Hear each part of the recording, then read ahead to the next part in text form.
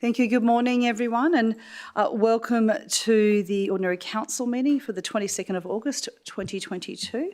And we commence this meeting at 9 o'clock on the dot. And I call attendance, and I can see everyone in attendance here in person except for Councillor Cullen, however I believe he's on Teams. So I just want to check, he's waving. Can I just have you say hello?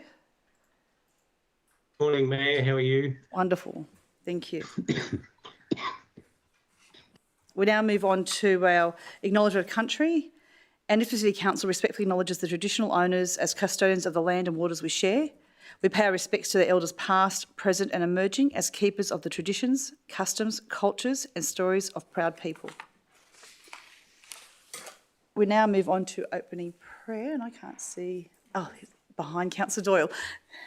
Thank you, Pastor Greenway. Thank you very much for coming along this morning. Pleasure. I'll please ask you to introduce yourself and your congregation and lead us into prayer. Sure. I'm Major Laith Greenaway. I'm from Bundamba Salvation Army. I'm also the team leader for the Salvation Army in Ipswich. And it's my privilege on behalf of our congregation to come and share an opening prayer with you today. Let's pray. Father God, we come before you this morning to pray for your blessing on this council and on the city of Ipswich. We thank you for this beautiful city that we get to live in. We celebrate those in our community who are thriving and who inspire us with their great achievements. We also bring before you those in our community who are not thriving. You know the challenges that we see of those struggling with health issues, people experiencing crisis in their homes, people without homes, others caught up in a life that has little hope. We pray that you would bring relief and hope where it is needed. We pray that you would show us the part we are to play in your answer to that prayer. We pray that the deliberations of this meeting will contribute to building this city in a way that helps all to thrive.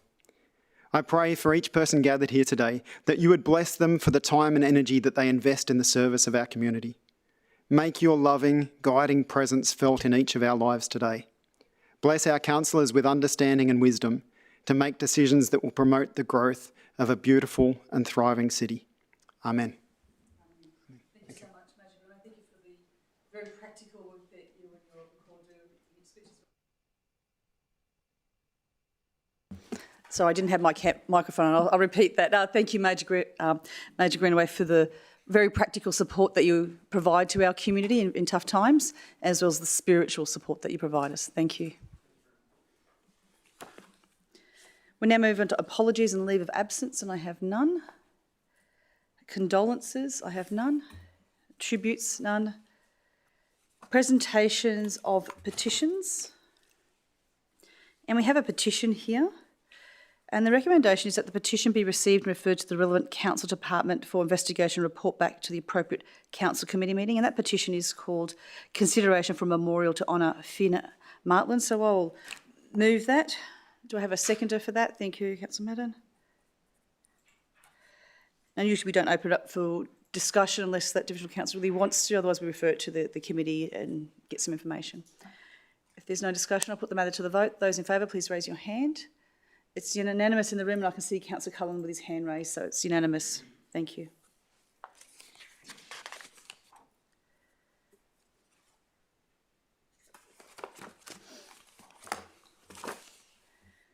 We'll move on to item 8, presentations and deputations. There are none. Item 9, public participation, none. Matters of interest, number 10, there is one, and that's for myself. And this matter of public interest is on the recent achievements of Ipswich sports stars at home and abroad. As you know, Ipswich punches above its weight when it comes to producing elite athletes. We are really, really good at sport. That's just a fact. It's the Ipswich effect that has forged so many sporting careers across a variety of sports for generations. I wanted to raise this matter of public interest today to honour the incredible sporting achievements of some of Ipswich's sporting stars in the last month. I would like to start with the 2024 Hart Sapphire Series premiers, the TAE Aerospace Ipswich Jets netball team. The Jets defeated the Gold Coast Titans in the grand final on Sunday, the 4th of August at Nissan Arena. The Jets are finals veterans, taking to the court for the last 6 years in a row. And after the agonising loss by 1 point last year, they were determined to take the title. On behalf of the City of Ipswich, I would like to congratulate our remarkable netball team. Winning the State Netball Championship is no small feat. It represents countless hours of dedication, teamwork and relentless effort. Each player on this team has demonstrated exceptional skill, perseverance and an unwavering commitment to excellence, and I'd like to acknowledge each of you. I'd like to acknowledge the head coach, Paula Stewart, assistant coach, Stevie Lingman, apprentice coach, Abigail Mifo-Latu, manager, Liz Shaw, physio, a very important job, Ruth Page, as well as the players, Captain Stephanie O'Brien, the two co-vice captains, Chloe Litherland and Lenora Misa, as well as players Elsa Sif Sandholt, Naomi Solomana, Lily Cubby, Ali McLeod, Daniel Taylor and Lily Gribble. Filling in on the night of the grand final were Ruby players, Emily Latter and Mackenzie Jordan. Your victory on court is a testament to your hard work and an inspiration to us all. We are incredibly proud of what you've achieved and grateful for the way that you've elevated the spirit of our city.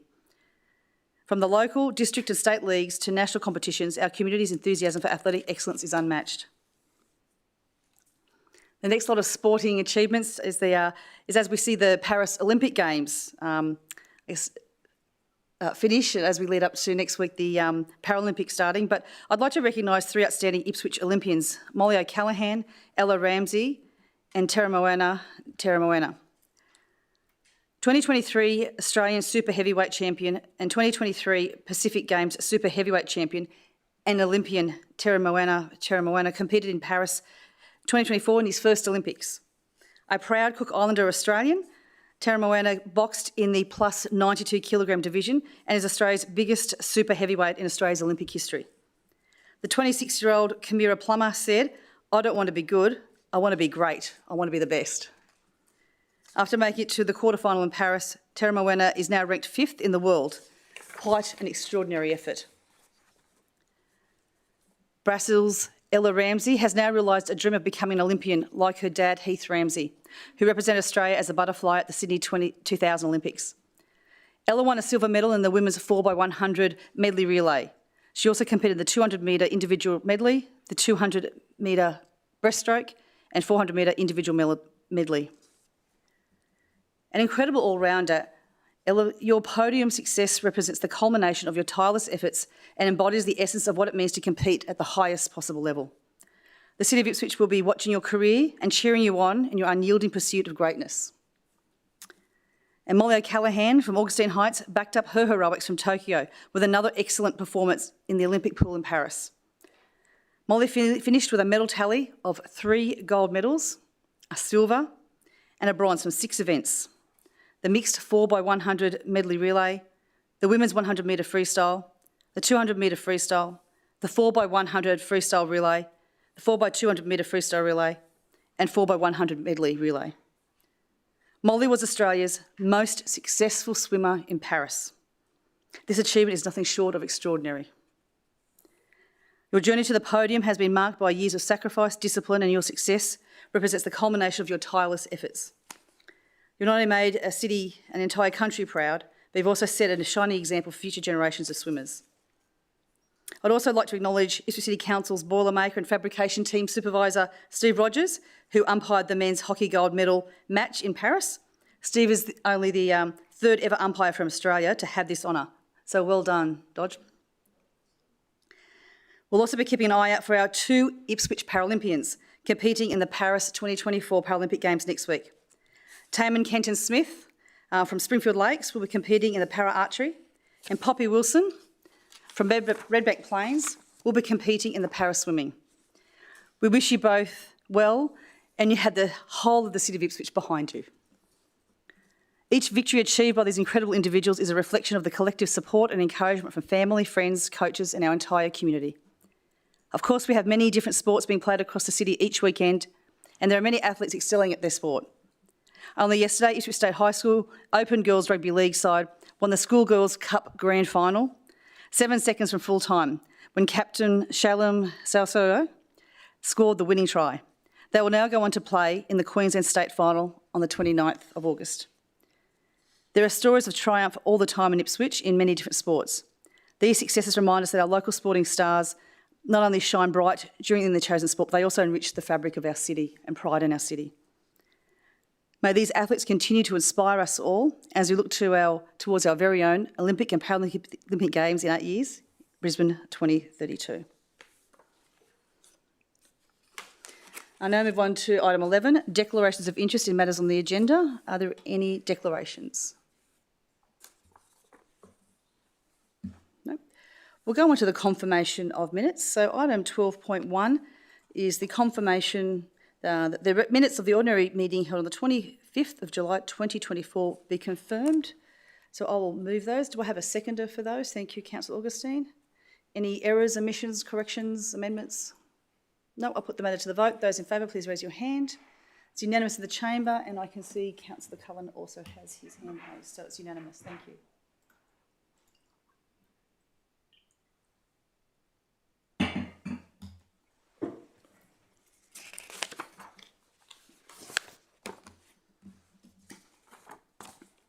We'll now move on to mayoral minutes, and there are two mayoral minutes. The first one is 13.1, the potential future use for rezoned land acquired through the voluntary home buyback program. And recommendation A is that a workshop with mayor and councils be conducted to discuss potential future uses for rezoned land acquired through the voluntary home buyback program, as well as the proposed community engagement plan. B, that the potential future uses considered in this workshop include sporting fields, car parking, maintain green space, community gardens, walking and cycling paths, dog off-leash parks, a new park and any other options identified as being suitable within the program's various guidelines. As it's a mayoral minute, it's moved and seconded. So in speaking to it, I've had a lot of questions from the community. I know many people in this room too have also had many questions on what council intends on doing with the land that was flood impacted and that was acquired by council through the voluntary home buyback program, which was jointly funded by the state and the federal governments. We know this land must be rezoned to non-habitable use and that any structures or infrastructure that could impact the flood resilience of the site is not to be added, as per the guidelines of the voluntary home buyback scheme. I'd like for us to come together to discuss ideas for the potential future use of this land and what will be most beneficial to the local community. They may be different in North Pavel to what it is in Goodna, for example. Ipswich currently has 158 lots and have had the houses removed and are being maintained by council, with another 44 properties moving through the process. I'm aware that there have been internal workshops within the council, but I think it's really important that they come to councillors for input and their views. So I think it's time to start that conversation and also how we engage with the community on that. I think it would be great to have a community engagement plan that sets a clear timeline and opportunities for the community to be able to provide feedback each step of the way about how they would like to see this land used, understanding the restrictions that we have been given, to make sure we maximise those, as well as provide feedback to any questions and so on. So I've moved it, I've spoken to it. Would anyone else like to speak to this mayoral minute? Councillor Doyle? Thank you, Mayor.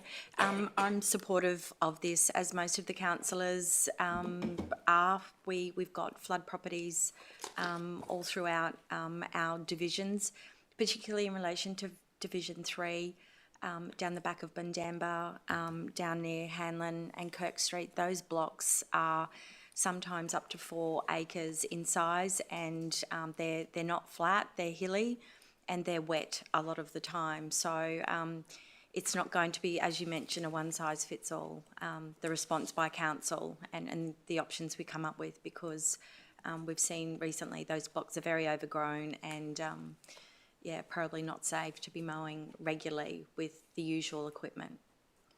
Thank you, Councillor Doyle. I'll look for other discussion. Councillor Tully? Yeah, thank you, Mayor. Yeah, I'm certainly supportive of this because the potential future uses are probably quite considerable, but may not be appropriate in all cases.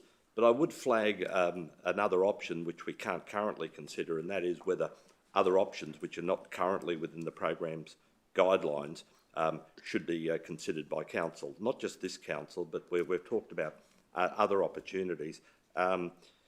It's going to be a great cost to the council and to the ratepayers in maintaining, mowing these properties. As I've said before, you often have 1 or 2 or 3 lots and then a house which wasn't part of the buyback for personal reasons, and then in 1 or 2 more smaller blocks as well. So I think this motion covers just about everything, and of course captured by the last dot point about any other options identified as being suitable. But I think we should just keep in our mind, along with other councils, trying to get feedback. Are these the only sorts of options that are currently available? Are there any others which local government might put to the state as to the future use of these properties? And I think that's something we have discussed about the fact that if there's a neighbour who would like to take on that land, the guidelines permit that.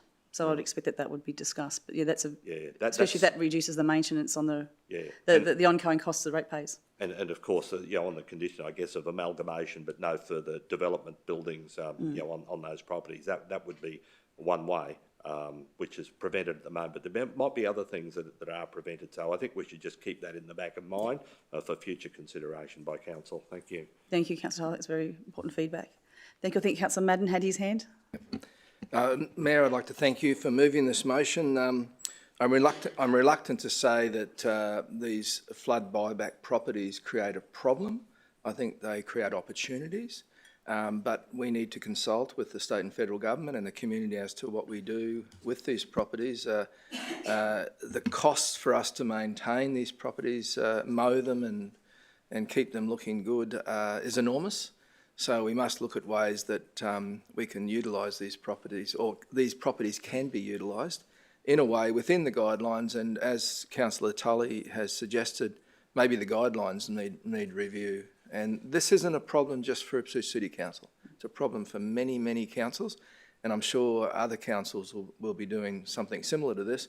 And I'm sure at some stage the state and federal government will hopefully review the uses that these property. Currently, the two principal things that can't be done is you can't build buildings on the property, and you can't do anything that will exacerbate future flooding in the area. That's pretty good. I think those guidelines can be worked with. It's really a question of what we can do with those properties, or as you suggested, Mayor, neighbours could do with that properties within those guidelines. Yeah. And again, Mayor, I congratulate you on your minute. Thank you, Councillor. I think you raised those very, very valid points. When the voluntary home buyback scheme did come out, the councils in Queensland did provide feedback to the state and the federal governments that there would be ongoing maintenance to councils, but it was considered that we should shoulder that. But I think there are opportunities. You are correct. Are there any other? I think the Deputy Mayor. Thank you, Mayor. Just noting that the options currently available, if we're looking at adding parks or green spaces or off-leash dog parks, etc., still come at a cost of maintenance to council as well. So we just really need to be wise in our discussions and decisions, and having consideration for maybe future potential purposes as well. So I thank Councillor Tully for adding that in. Thank you. Thank you, Deputy Mayor. Any other discussion? I'm just checking. There's no other discussion. I'll put the matter to the vote. Those in favour, please raise your hand. It's unanimous in the room, and Councillor Cullen has his hand up. It's passed. Thank you. Item 13.2 is a mayoral motion, and that is for interim safety measures to be investigated for the area surrounding the Amberley intersection Cunningham Highway. And I recommend that that the Ipswich Mayor Teresa Harding writes to the Queensland Minister for Transport and Main Roads, the Honourable Bart Mellish MP and Federal Minister for Infrastructure, Transport, Regional Development and Local Government, the Honourable Catherine King MP, to implement interim safety measures to the Amberley intersection on the Cunningham Highway. And be that Ipswich City Council CEO Ms Sonia Cooper write to the Department of Transport and Main Roads Director General Ms Sally Stannard to investigate options that will provide increased road safety for road users around the Amberley intersection and implement these measures as a matter of urgency. And in speaking to this, we know that this is an intersection that has been, I think just recently we spoke to a family who'd moved to Willowbank 44 years ago, and they said they'll promise an upgrade to the intersection there. But this mayoral minute seeks to find an immediate solution to provide safety for residents and road users of the Cunningham Highway at the Amberley intersection in the interim. Ipswich City Council's We Can't Wait advocacy campaign is advocating on behalf of our community for funding commitments from all candidates in the upcoming state election for critical upgrades of the Amberley intersection. At the We Can't Wait community meeting, Willowbank residents Wayne and Susie and their son Paul told me they have lived in Willowbank for 39 years, very close to the Amberley intersection. as they are often first on the scene to almost daily near misses and accidents. They shared harrowing stories of holding injured hands and providing comfort as they wait for emergency services to assist. They also asked me if something could be done to alert road users to the unique circumstances of this highway, which is often congested, especially peak times in the morning and the afternoon when people are going to and from the RAF base. They suggested a sign to warn people travelling city-bound after the car park, just before that crest of the hill, to slow down, or a flashing sign to warn people when it's congested. You see quite regularly people will be speeding, and that's where a lot of accidents occur. I think these are great suggestions. However, I'm not an engineer, and I'm moving this mayoral minute to amplify their calls and that of the wider community who are impacted by this intersection every day. While we continue to wait for urgent upgrades so that Amberley intersection can meet the current demand, cater for future growth and improve vehicle safety along the length of this highway, we are calling on the Queensland Government to look at all options on how to increase safety right now for all road users. This could be large reduced speed signs or flashing signs on road conditions ahead when congested, or any other measures that would make this current intersection safer for all road users.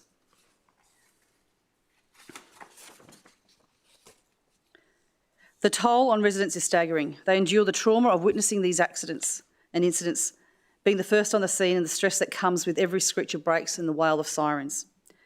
It's not good enough, and the situation is becoming more and more dangerous every day. In the 5 years from 2018 to 2022, there were 90 crashes that involved injuries and 3 fatalities on the Ipswich to Willowbank stretch of the Cunningham Highway. This mayoral minute proposes to advocate on behalf of Ipswich residents to call for interim safety measures to be implemented while we wait for the funding commitment from the state and the federal governments to ultimately fix this intersection into an interchange. I'll now open it up for discussion. Thank you, Councillor Madden. Councillor Madden. I'm the chair. I called you Councillor Madden. I saw you put your hand up. Okay, sorry. Well, Mayor, I'm pleased to support your motion. Obviously, this is a very important intersection and a very important main roads problem. The Amberley intersection forms part of the National Highway Network on the Cunningham Highway, so any works there have to be jointly funded by the state and federal governments. But to start that process, you have to have a project, you have to have a design, you have to cost a project. And none of that starts until the Department of Transport and Main Roads settle on a solution, or, well, again, I'm reluctant to use words like solution, work on a project that will improve the flow of traffic in that intersection. Something like 5,000 people work at Amberley Air Force Base, and they mainly use that gate. So we have this twice a day. We have this incredible movement of traffic there. And but in recent discussions that I had with officers for the Department of Transport and Main Roads, they indicated to me that they were considering options, but I'd like them to fast track that to the point that it can be costed, and then the state and federal governments can consider funding that project in possibly 2025 state and federal budgets. Mayor? Thank you, Councillor. Councillor Madsen? Yeah, I'm just echoing what Councillor Madden has raised this morning.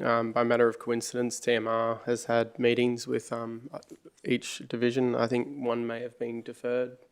But yeah, just having a chat with them about projects in the Ipswich Council area. And it was raised that they are considering very similar things already. So I see this as supportive of that. What's required is some funding to implement some safety measures. And I think this will dovetail nicely into what they've already suggested to us. That's good. Thank you. I haven't had a meeting with TMR, so I wasn't aware of that. But thank you very much. Councillor Augustine. Thank you, Mayor. I too echo Councillor Madden and Madsen's comments. Yes, after having meetings with TMR, funding seems to be the issue. They've had a lot of, or in past years, meetings, community meetings, but I think it's come to a point now that needs to be pushed forward at a quicker rate. And if we need to have interim safety measures before the actual intersection is settled on, because there's so many different views of that intersection, but I'm supportive of the interim safety measures that you've put forward that we need to discuss. Thank you, Mayor. Thank you, Councillor Augustine. I'll just check to see if Councillor Cullen would like to say anything, because it's right on that border of Division 1 and 4. Yes, I think Councillor. Thank you, Mayor. I'm fully supportive of the motion. I think it's extremely sad that we've got to discuss these things for 40 years before any action is taken. And it's certainly not good for our region at all.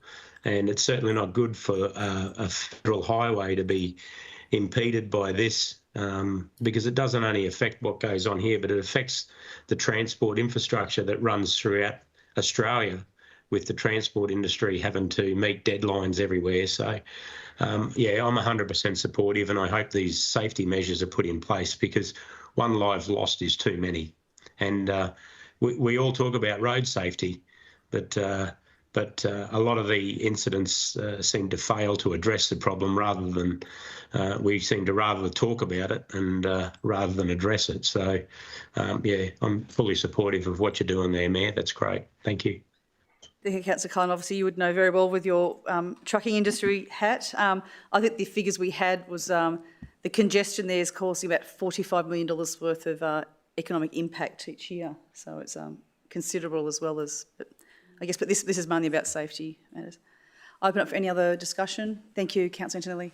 Yes, thank you, Mayor. I just think, as this is, in many respects, it dovetails in with our We Can't Wait campaign, that copies of those letters should be forwarded to all local, state, federal and council members.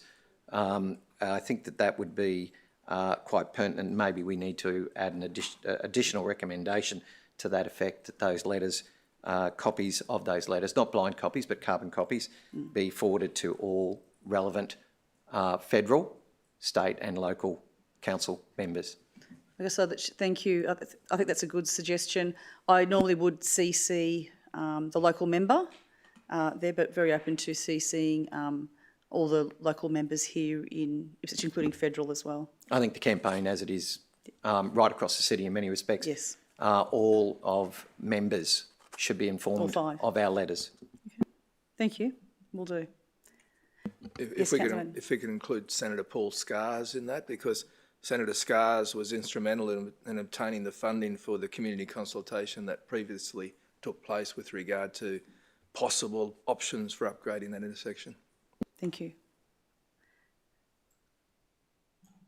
I'll include all our local federal members, including the Senator. Thank you. Any other? Oh no, I'll do that because I normally. Yep. Thank you. Because I put the matter to the vote. Those in favour, please raise your hand. It's unanimous in the room, and I can see Councillor Cullen has his hand up. Thank you very much. We now move on to item 15. And obviously the chair of that committee had a very full agenda. I've had notification from residents of the chair of the Infrastructure Planning and Assets Committee agenda that I think people would like to pull out items 2, which is the intersection of Rebecca Plains Road and Greenwood Village Road. Item 7, which is the DA on intensive animal husbandry. And I think item 10, which is the notice of motion on the criminal code and decriminalising sex work and other legislation. Would that be correct? Is that your understanding as well? Just confirming that we're moving 2, 7 and 10 individually. I would recommend that we move all except for 2, 7 and 10, and then we'd go to each one of those individually. Yeah, I was aware of 7 and 10. I wasn't aware of 2, but very happy to do that, Mayor. Okay, thank you. I'm happy to second that from... Oh, well, I'll make the motion formal. Oh, sorry. If I may, Mayor. I move that the Infrastructure Planning and Assets Committee number 2024-03 of the 13th of August 2024 be moved and accepted with the exceptions of items 2, 7 and 10. Thank you, Chair. I'll second that. Open up those items for discussion, items which is, I guess, 1, 3, 4, 5, 6, 8, 9, for any discussion. Yes, if I may, as the mover. Yes, please. Sorry, yes, please, Councillor. Mayor, I just, now that 2 is out, I have to speak to that later, but just raise very briefly item 4, which obviously is a provisional project. for our approval here today. Divisional councillors do work very closely with their community to work on these projects, and in many respects these projects are from community representation, and I would really like to acknowledge both Councillors Jonik and Tully for their representation of their community as this provisional project does occur in their division. So they may both wish to speak to that shortly. And also item 5, with respect to cable theft across our local government area. If people aren't aware of this, it certainly needs to be brought to their attention.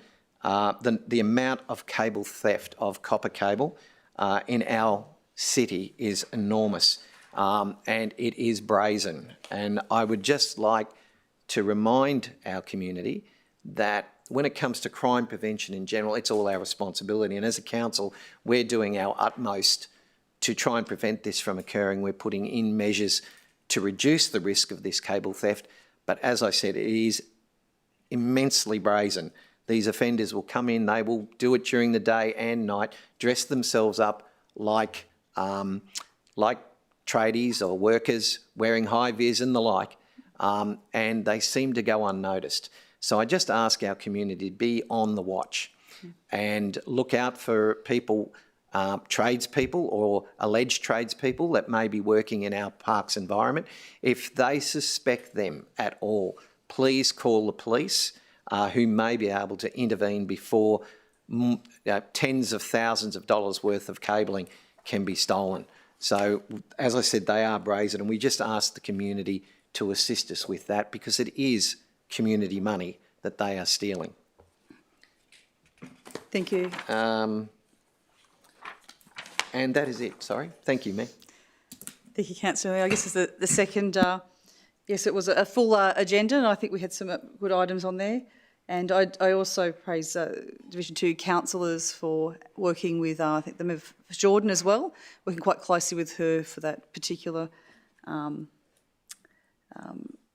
that speed awareness sign.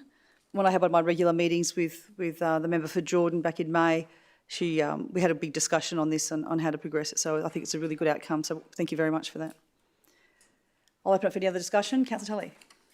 Yeah, thanks, Mayor. Just in relation to item 4 as well, I was going to thank the member for Jordan as well, because some residents had been to her about Summit Drive and the serious fatal accident earlier this year that's there. As I said at the committee meeting, this recommendation today is to install a speed awareness sign. I see that as the first of a number of possible additional activities that the council can undertake there. We've had that fatal crash. We have lots of complaints about speeding. I've discussed this with Councillor Jonik. I just see this as the start, because sometimes it's very difficult with speeding drivers. You can't have police. The council's got no control over the drivers themselves, like for the speeding, and you can't expect the police to be there 24/7. But there are other possibilities besides this speed awareness sign, double lines or a single continuous line, a chicane or chicanes of a moderate size, speed bumps or speed platforms possibly. And I think, Mayor, you had mentioned that Google Maps is taking people onto this residential road and away from what I call the main road or the key road through there, which is causing another problem in itself.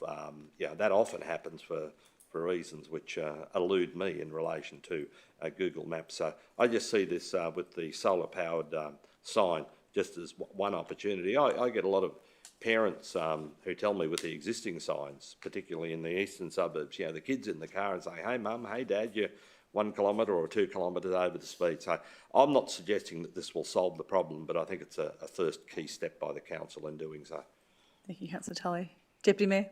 Thank you, Mayor. So I just concur with Councillor Tully, and it's the first and quickest thing that we could do as councillors to try to alleviate the traffic issues in that area, noting that it is, it runs parallel to the school and it's quite a congested part of Springfield Lakes with the shops down the road, etc. So there's a lot of risks there for pedestrians and for the kids as well. So thanking Sharice Mullen, the member for Jordan as well, for bringing this to our attention and all the efforts that she's placed in the community around this issue. Thank you, Deputy Mayor. I would agree. She provided a lot of accident data. Certainly the advice from council officers has been that the road was sort of too narrow and going around a curve for many other treatments. So I think this speed awareness sign will be not just a speed awareness, but it'll collect data as well, which I think will be really important in what we do going into the future. Councillor Nelly, as the mover of this, do you have any right of reply? Or? I just commend, again, the local councillors for their involvement and commitment to resolving local issues. Okay, so I'll put the matter to the vote. Those in favour, raise your hand. It's unanimous in the room, and Councillor Cullen has his hand up. Thank you. We now move on to item 2. Yes, I'll move each of these independently. Is that the intention, Mayor? So as the chair, I'll just, if you just bear with me, I'm just looking at.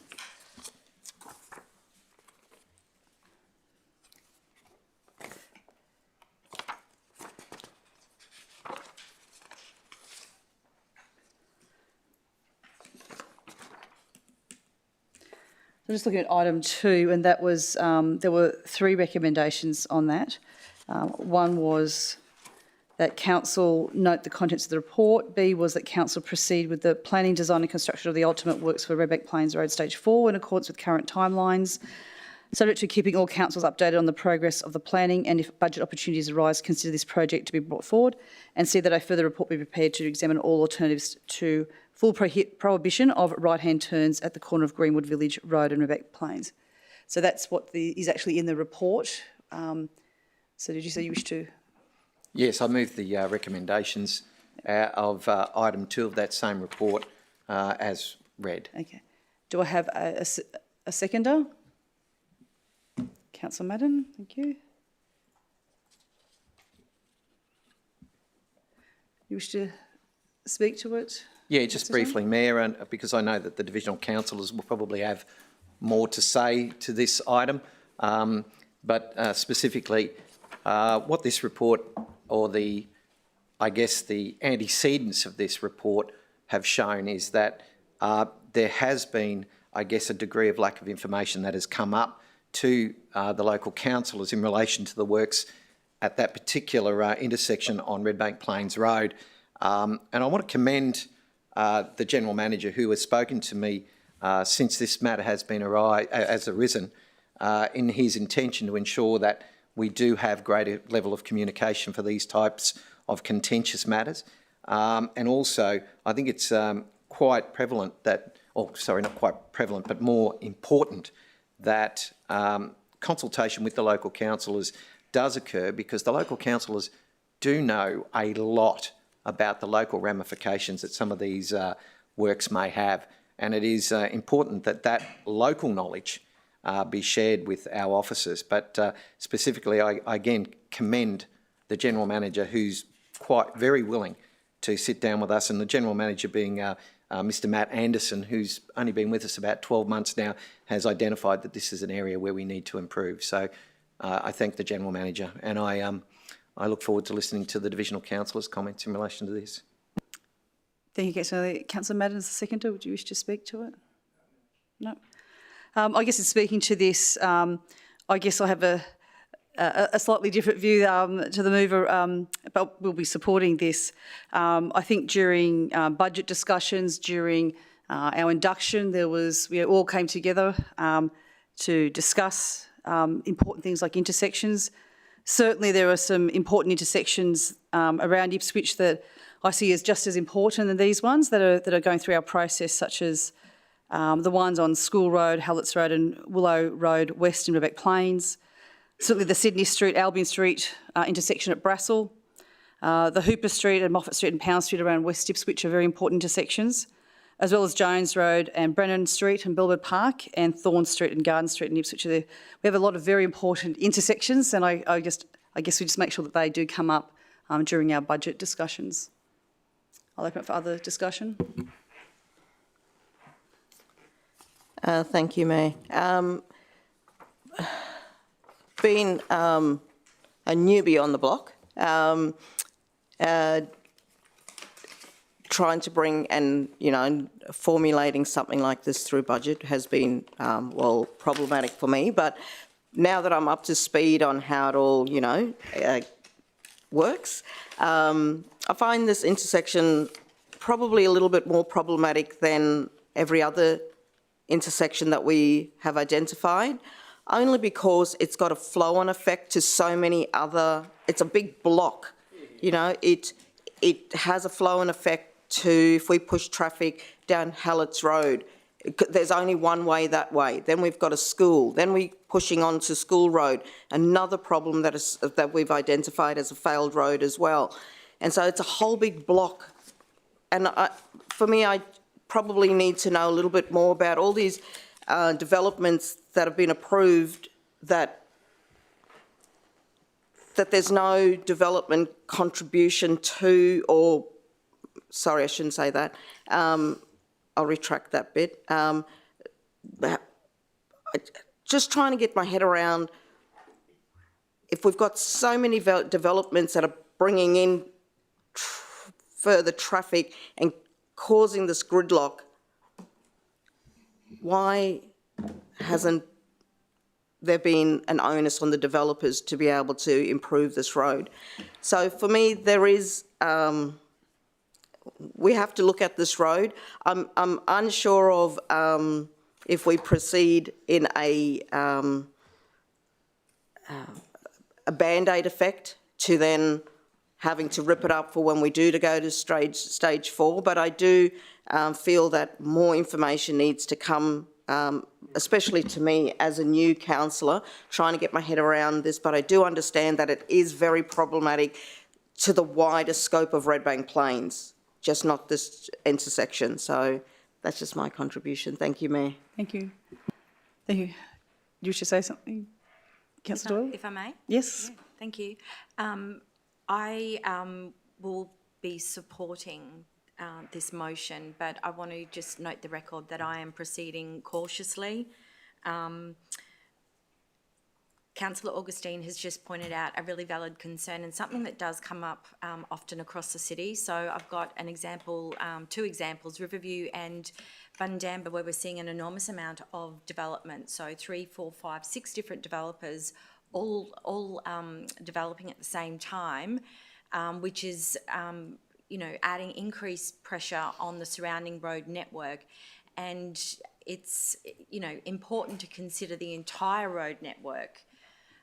However, I understand, and I might be wrong, I'm not a planner, but I understand the challenge is when assessing and approving these individual developments, council cannot impose conditions that will help improve the entire road network. That's the challenge as I understand it, but I completely understand what you're saying. For instance, Bundamba, I've asked for a bit of a traffic study for an entire area, taking into consideration the different developments, but noting we cannot impose on one developer conditions that will see traffic signals and improvements for the entire suburb. That's not how planning law works.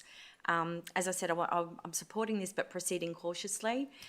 We've worked very hard, and the organisation has over the last 4 years, developing the governance and the methodology for a really robust 3-year capital program. So I want to err on the side of caution.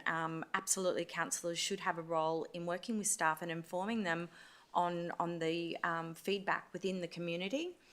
That is really valid, important feedback, but to depart, move outside the methodology and to bump another project, I just really want to err on the side of caution, because it will ultimately see another project potentially within that same division or another division delayed. And as a Division 3 councillor with all the older suburbs, our suburbs can't wait either. And I fear that they are being forced to wait as a result of the population explosion in the eastern suburbs. We need balance, fairness and equity across the city. Thank you. Thank you, Councillor Doyle. Open for any other discussion. As the move of the original notice of motion, Councillor Madsen? Thank you, Mayor. I just wanted to reassure everyone that our planning department do impose reasonable conditions where they can. The issues are in many ways with respects to sort of precedent set by the Planning and Environment Court, the Planning Act, and the big elephant in the room that we probably don't address enough is that infrastructure charges need to be higher than what they are, substantially higher. That's why there isn't enough money for infrastructure at times. I'd like to echo the passion of my divisional colleague, Councillor Augustine. This is actually the most important intersection that's currently having nothing happen, because it does contribute to other intersections that are also failing under their current load. So adding load onto the nearby ones is a really delicate thing for Redbank Plains. With regards to the budget process, those School Road, Hallets Road and Greenwood Village Road, Redbank Plains Road was raised by me. My concerns about them being within larger road upgrade projects was raised in the budget process this year. It will be raised again, Mayor. I'm happy to confirm that for you. I'm happy to put it in 20-point font on an email to everyone every week if that's what's required to keep this on the table for consideration. With regards to our capital program and budget, I just wanted to reassure everyone again, Redbank Plains Road Stage 4 already has some design money within our 3-year program. Within our 10-year LTFF projection, the Redbank Plains Road Stage 4 project is there. It's an existing project. It's a project that already has been deferred because of the nature of delivering capital projects at this present point in time. And there's just, while I agree that in many respects adding something in may lead to something being pulled out, but I just wanted to state for everyone that there is actually an alternative option, which isn't as good as what it was 5 years ago with interest rates being higher, but there is always the option for council to do extra works and undertake extra borrowings, provided that those borrowings can be funded. In this instance, we're talking about a safety upgrade. I think that's something that's worthy of consideration. So I just wanted to restate that this morning for everyone's benefit, that just something coming in doesn't mean something has to come out. Of course, it's a more difficult conversation than that, but when there's safety concerns for residents, I think that all options should be considered, and we shouldn't sort of create constraints that aren't as harsh and firm as what they really are. We do have a little bit more freedom than that, but as I said, it is a more difficult conversation than what I can sum up in 10 to 20 seconds. Thank you, Councillor Madsen. You mentioned that you raised this during the budget discussion, so I just note there's also been discussion about the council organisation hadn't given the information that was required, so I'm just trying to work out, did you know about it, or you had what was discussed raised it with... by so me... I haven't finished asking the question. So had you discussed it with council officers earlier in the year? Yes. Yep. But not knowing that a prohibition of right-hand turns were going to occurring. That was a pre-existing concern of mine, that the project is taking too long to happen because it's been bundled into a much larger project, as has the upgrade of Hallets Road and the School Road intersection, which has been bundled into the School Road upgrade project. Now, with what we're seeing across large road projects across southeast Queensland, the cost has escalated significantly over the last number of years. It's very difficult to actually find enough workers to deliver these projects. So it's a concern of mine that we're waiting for the large ultimate project, and we may be waiting for an indefinite period of time with unsafe intersections. So that's why I raised that then, without knowing of the potential prohibition of right-hand turns, but it very much was raised as a concern previously. Thank you, Councillor Madsen. Any other discussion? Councillor, you like? I'm just waiting to see if there's any further discussion to use I was my going right to of mention, reply. I think one of the things, and I always remember back in 2019, Councillor Augustine, when you ran for council, talking about the importance of School Road, and that's why I think a couple of years ago we put School Road for the design works you put through there. I remember putting that up for budget to ensure that happens. It is a really big piece of chunk infrastructure for Redbank Plains. It's a very busy road. It's going to be complex with the widening of that road and maybe potential resumption. So it's going to be an important piece of work, but we have so much traffic coming through there. Councillor, I know no one has spoken against it, but if you'd like a right of reply. Yes, I'd just like to, first of all, just reiterate exactly what both Councillor Madsen and Augustine have said. I think in relation to this particular matter, we saw the report that we are heavily reliant on future development to fund a further stage on this particular intersection, which may improve its safety. Now, Councillor Madsen did raise the elephant in the room. Further, he raised the rhinoceros in the room, being safety. And that's probably the most important aspect of this. This intersection, I have previous knowledge, personal knowledge myself, in my former job in police, attending serious accidents at that intersection. It has been an ongoing issue for many years. However, like Councillor Madsen and Augustine, I share very great concern over the fact that a no right turn at that intersection will no doubt push further traffic into other areas, creating further safety impacts. I've always lived by the philosophy that you do not solve one solution by creating problems elsewhere. And I think that this is a matter, as Councillor Madsen has said, where we may need to bite the bullet and ensure that we address this particular intersection appropriately so that safety concerns of all users can be addressed.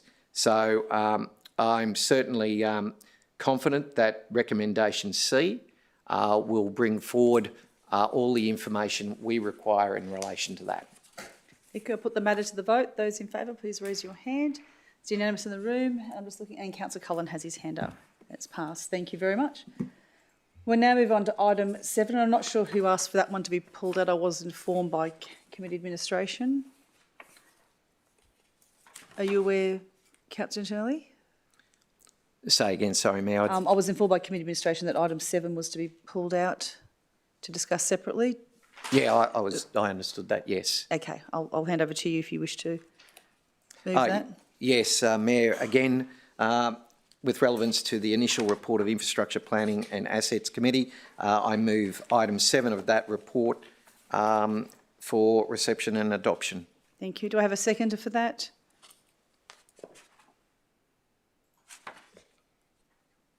Thank you, Councillor Madden. Do you wish to speak to it, Councillor Donnelly? Yes, Mayor, it will be noted that I abstained in the committee in relation to this matter. Even though I've moved it, I do intend to abstain again. But the reason for that being, quite briefly, I'm not a supporter of this particular industry. But having said that, I note that our officers have done all in their ability to get the appropriate outcomes and favourable outcomes for animal welfare. Thank you very much, Councillor. Councillor Madden is the seconder. Do you wish to speak? Would anyone like to speak to the matter? Oh, sorry. My apologies. I believe that there was an amendment put forward. I'm just checking. There were proposed amendment conditions for item 7, which was circulated to all councillors and listed below. A copy of the third party advice as requested to committee appears on page 160 of attachment 1 of the Infrastructure Planning and Assets Committee agenda. It can be attached separately to these minutes if required. Yeah, my apologies, Mayor. That should have been moved at the time, so I'm quite happy for that amendment to be included if the seconder is happy. Thank you, Councillor Turnley, and Councillor Madden has indicated he, as a seconder he is also. Thank you. Any other discussion? I guess discussion in this, myself, I'm not a punter. I don't think I've ever watched the Greyhounds, and I note that the Queensland Government have made that decision to put the facility there, and part of that was knowing that there'd be some other facilities around there. This council has made sure that the third-party responses from the Queensland Racing Integrity Commission has been attached. And that's a really important piece of information for residents to know about, because they are the organisation that is, has the authority and will be tasked with the monitoring of animal welfare and many other conditions. So I thought that was very important for that. I think this council thought it was very important for residents to have ready access to that response that they gave to council officers in making this decision. Excuse me, Chair. There are two amended conditions of approval. We see one of them up on the screen. So we just wanted to draw those to your attention as well, Mayor, as Chair. Thank you. So those conditions, and can I just check that they are in the committee? Would residents have seen this beforehand? Are they publicly available or just be now? No, these were circulated to yourself, the Deputy Mayor and all councillors, but no, they would need to be, they'll certainly be included in the minutes, subject to council's decision, but no, they're not publicly yet. May I ask the relevant council officers to come to the lectern to discuss those conditions?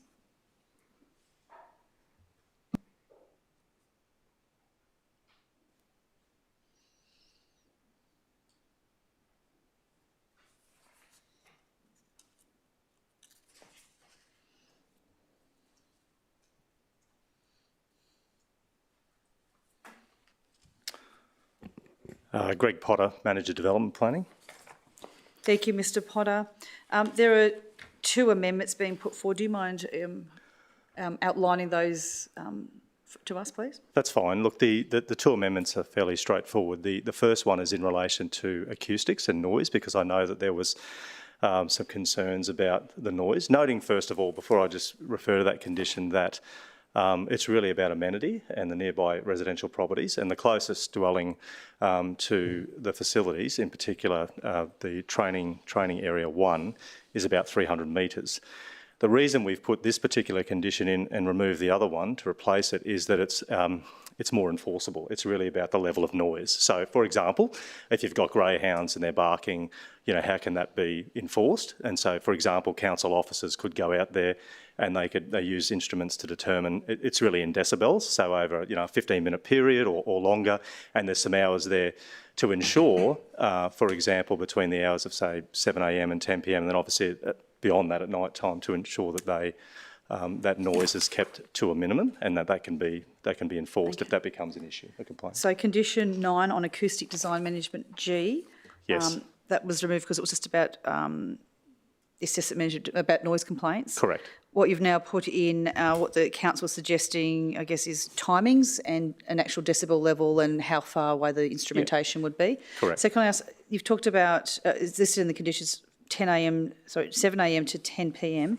38 decibels, and then it's 38 decibels, correct, and then... And what would be 38 decibels? Can you give me an understanding? Is it just a bark, or does it have to be on for a certain period of time, or if it's just a... You could do it on a bark. I mean, look, I'm not a noise expert, but my understanding is if you use a car as an example, at that level, that's about 90 decibels. So that might give you an indication of a car driving or car starting up, or car driving, making maximum noise. So, but I think the point here being more though that it's more prescriptive and it's a mechanism rather than having a condition where, for example, is very general. If there's a noise complaint made, officers go out and investigate it, but they can go out there proactively. And in fact, the Queensland Racing and Integrity Commission could do the same thing. Could go out there and even over a period of time, whether that be for a short period, 15 minutes, or over 24 hours, to determine the level of noise generated by the barking of the dogs. So. And I note this is, I guess, between 10 p.m. and 10 a.m, not to be exceeded on more than 15 times during a nighttime period. So if there were, say, 15 barks or 15 noises, yes, that would trigger. Yes, that's right. Correct. Okay. Yes, Councillor Doyle. Thank you, Chair. Mr Potter, I just want to clarify, I did read the material that came through around these changes. So one of the holding or exercise yards is being reduced in size. Yes. And that was council's condition or recommendation imposed. Have we gone back to the relevant agencies to see from an animal welfare point of view if that is okay? Well, just to explain that, Councillor Doyle, so first and foremost, there is a reduction in that area, and so that's to make sure there's a setback of about 188 metres to the site boundary, and that encompasses the 50 metre setback to the priority koala area, which was a requirement. There is a reduction in that particular exercise yard. However, at the time, that was in relation to having 125 dogs outside at any one time. Right. That has been reduced significantly. Now Okay, it's a thank you. condition to 40 dogs. So Right. any sort of, whilst there is a reduction there, noting that the other exercise yard 2, is still of a substantial size. And again, I think I might have mentioned this previously, that this will also be subject to further compliance, as our environmental health officers will need to go out and have a look at the kennels, the exercise yards, making sure that they comply with, and they consider animal welfare as part of that. So, yeah. Thank you. So can I ask, that size of that exercise yard, now that's 40 dogs, is that within the allowable limits by the QRIC? Well, the QRIC had looked at the original package. It's not uncommon for council then to mark up plans, but I think that in the broader, in terms of the site as a whole and those areas, and we can go back and speak with them, but really when you look at the site as a whole, the number of dogs out at one time, I mean 40 dogs, which, you know, has to be staged as well, because there'll be four officers or 4 staff members on the site at the one time, and they won't even have 40 dogs out in that area at one particular time. So can I ask, well, the one, noting that there's 2 exercise yards, is one which is bigger? Yes. Is that sufficient? So is the second, So does it matter as much, or No. is it mandated that we need to have there's 2 yards? no mandate. That the Queensland Racing and Integrity Commission don't have specific sizes for those areas. So the exercise yard 2 is about 2,400 square metres, and the exercise yard 1 is about 500 square metres. But they are in close proximity to one another. There's a number of facilities on the site, including the bull ring and the running track. So assuming that the dogs won't be always, even at 40 dogs outside at one time, won't be occupying that one area. Thank you. I don't have any other questions of Mr Potter. Anyone else? Thank you, Councillor Tinelli. Yeah, just trying to keep the conversation fluid rather than jumping back to the what's on the screen. Yep. So with respect to animal welfare, and not obviously in limit to the fact that there are appointed bodies by the state government to investigate animal welfare issues, they being the QPS and RSPCA, who is the actual authority for ensuring the welfare of these particular animals within the industry? So the relevant authority is the Queensland Racing and Integrity Commission, Thank you. in accordance with the Greyhound Australasian rules, which pertains to these types of issues. Very good, thank you. And the next issue, going back to what's on screen, so just out of curiosity, I guess, in how these things will be measured. Firstly, and as I understand, I think the usual measure for people to understand what a decibel is, I think most lawnmowers are at about 80 decibel. In fact, I know my lawnmower actually has 80 decibel written on it as its estimate noise level. So we're looking at roughly half of a mower, so to speak, in noise levels. But it does say in there, when assessed at a distance of 3 metres from the nearest sensitive use. Can you explain for all of us in the room, and particularly the public who are either watching or with us today, what actually implies or what that means? Well, 3 metres from a nearest sensitive use being, neighbouring properties, house owners living there, enjoying their residential amenity in a rural residential or rural environment. Mm-hmm. So I think it's important to point out, whilst that refers to 3 metres, that there are none of those that are, the activity taking place, where they're training, where they're being bred, is a significant distance away from where those sensitive uses would be. And in this case, whilst the area has rural residential properties nearby, those properties are a significant distance away. And it's very mixed in character in terms of the types of operations around, rather than just rural properties. There's a number of other more intensive uses. So the 3 metres is used as a distance. However, in this case, that shouldn't be an issue given the proximity of where these training facilities are to. So I guess I'm trying to ascertain, with respect to sensitive use, whether it's the fence line of the property, as in the property of the person who may or may not be complaining, or whether it's 3 metres from their home, wherever the noise may affect them? Well, it would probably be 3 metres to the fence line rather than their home, because any resident could be, outside. It's not always sitting in their home, so it would be to the fence, to the boundary. Yeah. Thank you. That's okay. Any other questions? Thank you so much. Appreciate that. Thank you for the clarification. Chair, may I just ask through you whether the council does feel it needs any more information in relation to the exercise yards, the decibels, or any other matter that Mr. Potter's already touched on, because Mr. Davey, our General Manager, could add up and add some further information if that's necessary or helpful. I think I saw Councillor Doyle put her hand up. Yeah, thank you, Chair. Just around the reduction in size of that second exercise yard, I think Mr. Potter mentioned that potentially we could go back. Okay. I think Mr. Davies keen to provide some information, so if it's okay, I'll ask him up to provide some more information. Thank you, CEO. And thank you for raising those other two conditions.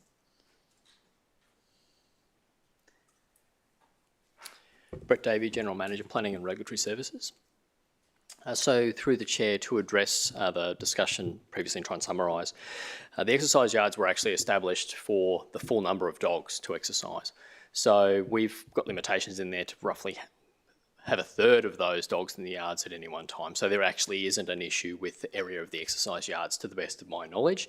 In the event that there is, and say the QRIC do suggest that there is a change required, then of course the applicant would need to comply with that and also work with us in adjusting the necessary size of the yards to meet that obligation. That would happen now, but if say standards change in 2 years' time, that also would be required to happen.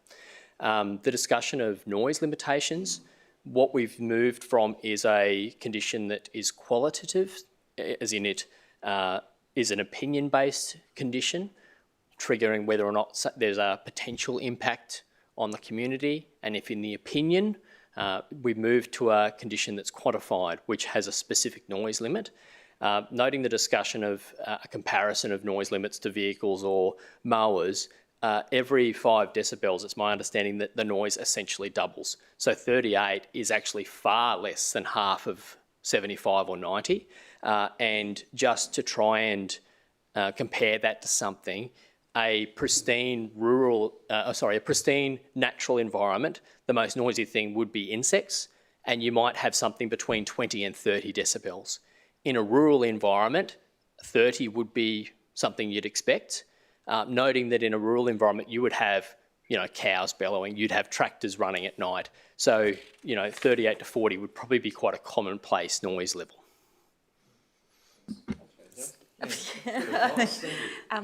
Sorry, through you, Chair, if I just clarify, Mr. Davey, you commenced with that council decided or conditioned the approval, the size of the yards based on a certain number of animals, dogs, that is now being reduced significantly. Yeah.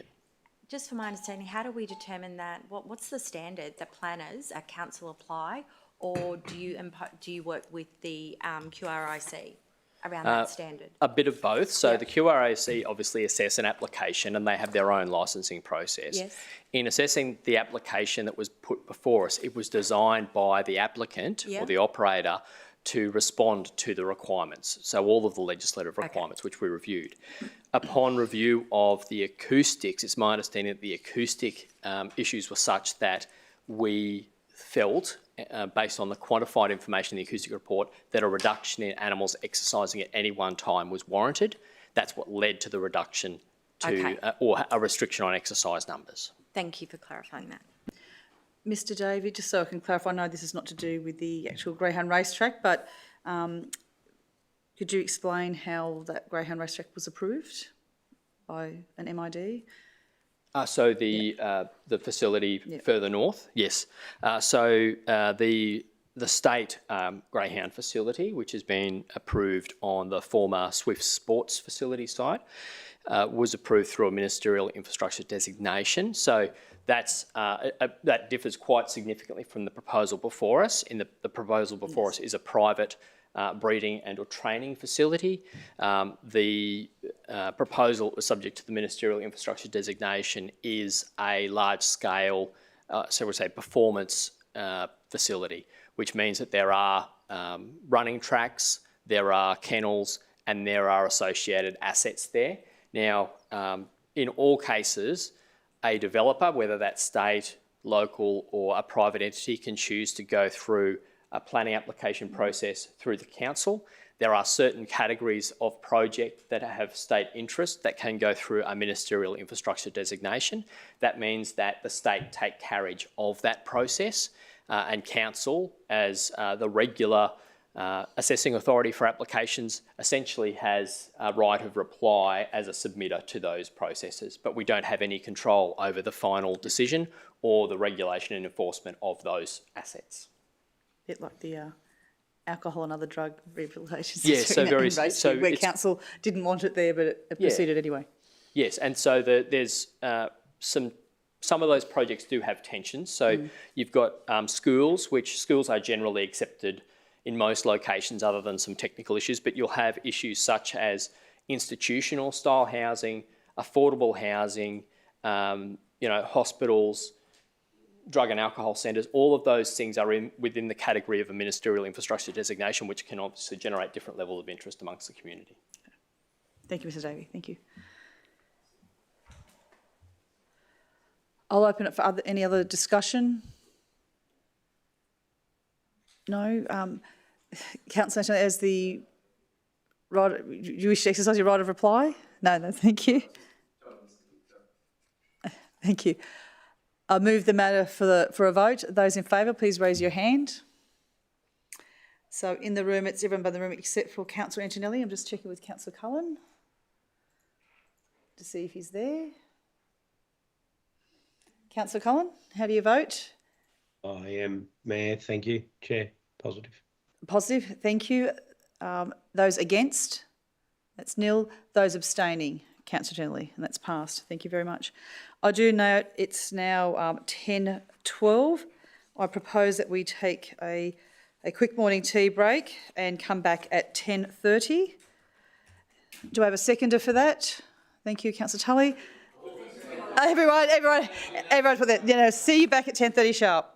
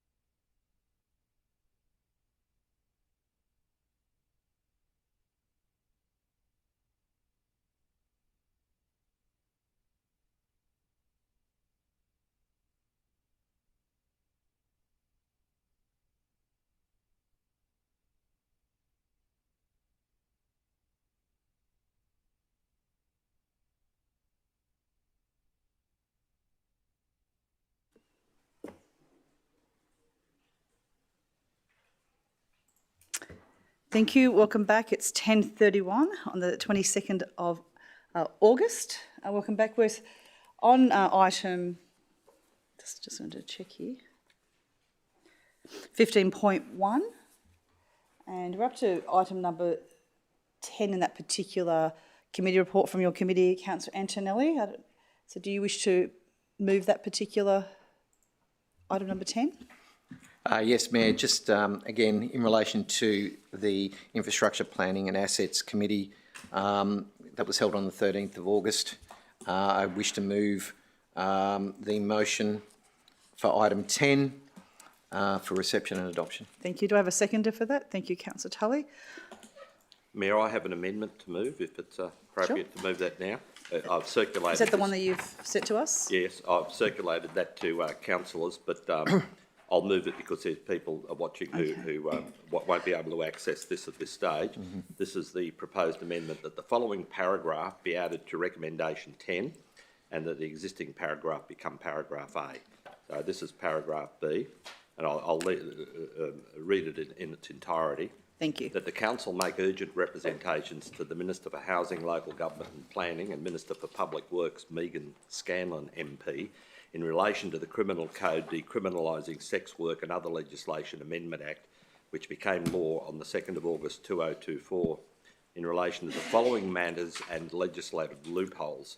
1. The former Prostitution Regulation 2014 prohibited brothels within 200 metres of a residential area, residential building or public building, but that legislation is now repealed and legal brothels are now permitted adjacent to or in the vicinity of churches, schools, childcare centres and other places where children congregate, subject to having a lawful commercial land use. Councils are unable to restrict or refuse such establishments other than having planning controls which apply to all business uses. 2. That brothels may now be legally established as home-based businesses in residential areas, provided the workers reside on the premises with up to one non-resident worker. Under the new legislation, home-based businesses cannot be made impact accessible and therefore do not require public notification, with the public having no formal right of objection or any right of appeal to such matter, or any right to appeal such matter to the Planning and Environment Court. 3. That home-based businesses may operate lawfully between the hours of 7 a.m. to 6 p.m. Monday to Saturday. Any applications to vary individual hours are deemed code accessible and therefore are not required to be advertised or notified to adjoining property owners or the general public, and with the public having no formal right of objection or any right to appeal the matter to the Planning and Environment Court. 4. Permitted signage advertising a lawful permitted signage, should be a comma there, advertising a lawful brothel in a residential area is allowed up to 0.5 of a square metre, being the equivalent of 1 metre by 0.5 of a metre. The wording is subject to the discretion of the brothel owner or operator, as councils do not control the wording and or graphic content of advertisements for lawful businesses. Indiscreet or offensive advertising of brothels could occur in both residential and commercial areas. So I formally move that amendment. Thank you. I'll just check with the mover of the amendment, of the motion. Yes, I have no problems with the amendment. I'm just wondering, with respect, if it is the representations are to be in writing, whether we can include that the other local state members also be advised of that correspondence. Thank you, Councillor Antonelli. I think that's I think at the moment the matter is in the hands of the state government at the time, and it is appropriate to go to the minister before we enter the period of the election. okay. But I'm happy for copies of that to be sent to CC to the state MPs, because I think there's only one more sitting session. But anyway, I'll just double check that the mover's happy with that, as long as all the state MPs are CC'd. And obviously, as the mover, you're obviously happy to second that. No, as the seconder, you're happy to the amendment, yes. To accept the amendment. Could we have the general manager, please? Yes, so I just want to make sure that those now paragraph B with those 4 sub-paragraphs are now the active motion that we're discussing. Thank you.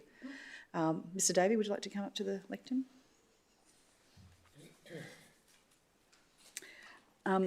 So it's been moved and seconded, so we can go into discussion, but I guess I just ask for a courtesy that if we If we finish asking questions of Mr Davey, can you let me know so he can sit down rather than just stand there while we have our discussion? Councillor Tully. Yes, thank you. And I've just got just a couple of prompts or questions just to clarify these 4 issues. Without debating the issue, even though we could, I think it's probably best that it just be a factual information from you rather than getting into the debate of the matter. But the first one is in relation to the removal of that 200 metre rule. There is a subsidiary 100 metre rule previously, I understand, and that restricted the location of these places in Queensland. But now that's, just to clarify, that's been abolished, and the councils have got no power to implement any controls of a similar nature. Correct. The controls were what's called a prohibition. Those can only be imposed by state rather than local, and they were very specific in the prostitution regulation. 200 metres from schools, childcare, other places, I suppose you'd say, frequented by children. I might stop on each element of this, Mayor, so that we can just ask any further questions related specifically to that, and then I'll go on to the other ones if there's other questions that people have. So Mr Davey, sit down? Or No, I'm not going to debate questions. it. I'm just, but people might interpose their own questions now on that particular issue. Any other questions on item, I guess, B1? Okay. Yep. On B2, this is in relation to home-based businesses in residential areas. Any people working there have to be a resident of that premises, or plus up to one other person who's a non-resident. Correct. And that applies to all home-based businesses. Correct. So the brothels, if they are used as a home business, come under the same rules as a nail technician or a hairdresser or something. Correct. Like that. Yeah.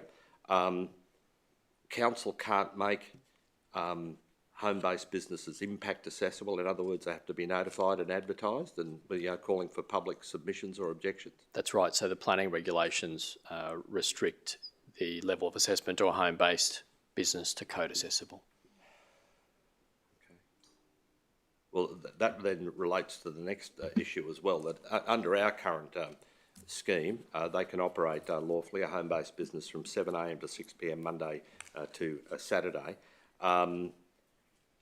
So an owner of those premises now could make an application to vary the hours of operation. Again, that's not impact accessible, that's code accessible, and is not advertised, so public doesn't have the formal right of objection or appeal. Correct. So applications, so if someone doesn't comply with any of the stated requirements of the home-based business definition or code, that would be code accessible rather than impact accessible. So operating hours or anything like that.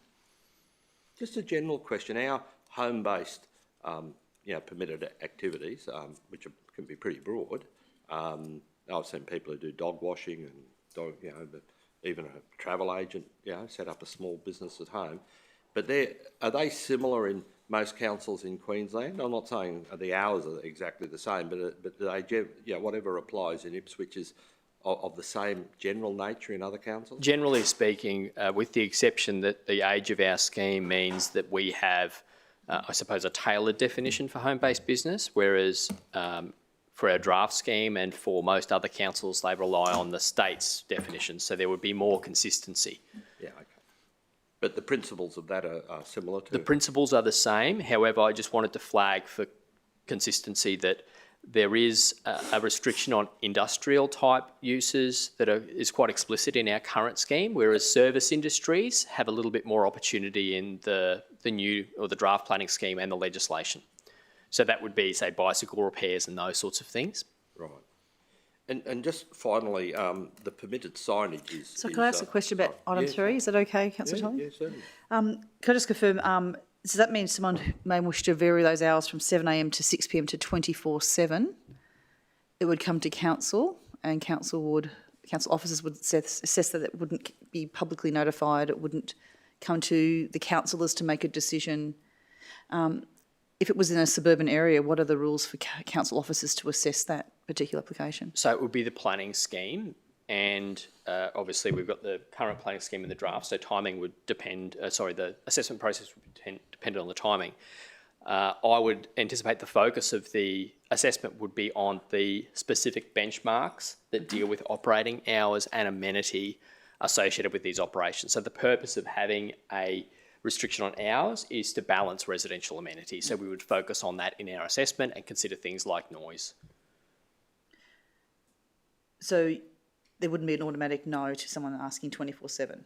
Correct, because you've got to remember as well that these activities could be a very broad range of activities. So a reasonable person may not think that operating an accountant for extended hours is an issue, but someone who's running bicycle repairs might be an issue. So you've got to apply one set of rules for all types of home businesses. And of course, like anything, there are nuances and variations. So in some cases, it might be acceptable, you know, a contact centre, home business, or a travel agent, it might be okay for them to operate 24 hours. Essentially, they're a home office, but other uses may not be suitable. And obviously, there's the rule with home-based business with the 10 visits a day. Again, is that something that someone could put a DA in to change that from, to say, 10 visits to 20 or? Yes. And is that code accessible as well, or would that come to council Yes, as? all of that is code accessible. So any change to any element of a home-based business is code accessible and not impact. Can council move a motion for it to come to council, or is there something, can we override that? We have steps in our procedures dealing with assessment and determination of development applications to consider matters of public interest. So we could revisit that and talk to you about what those triggers are.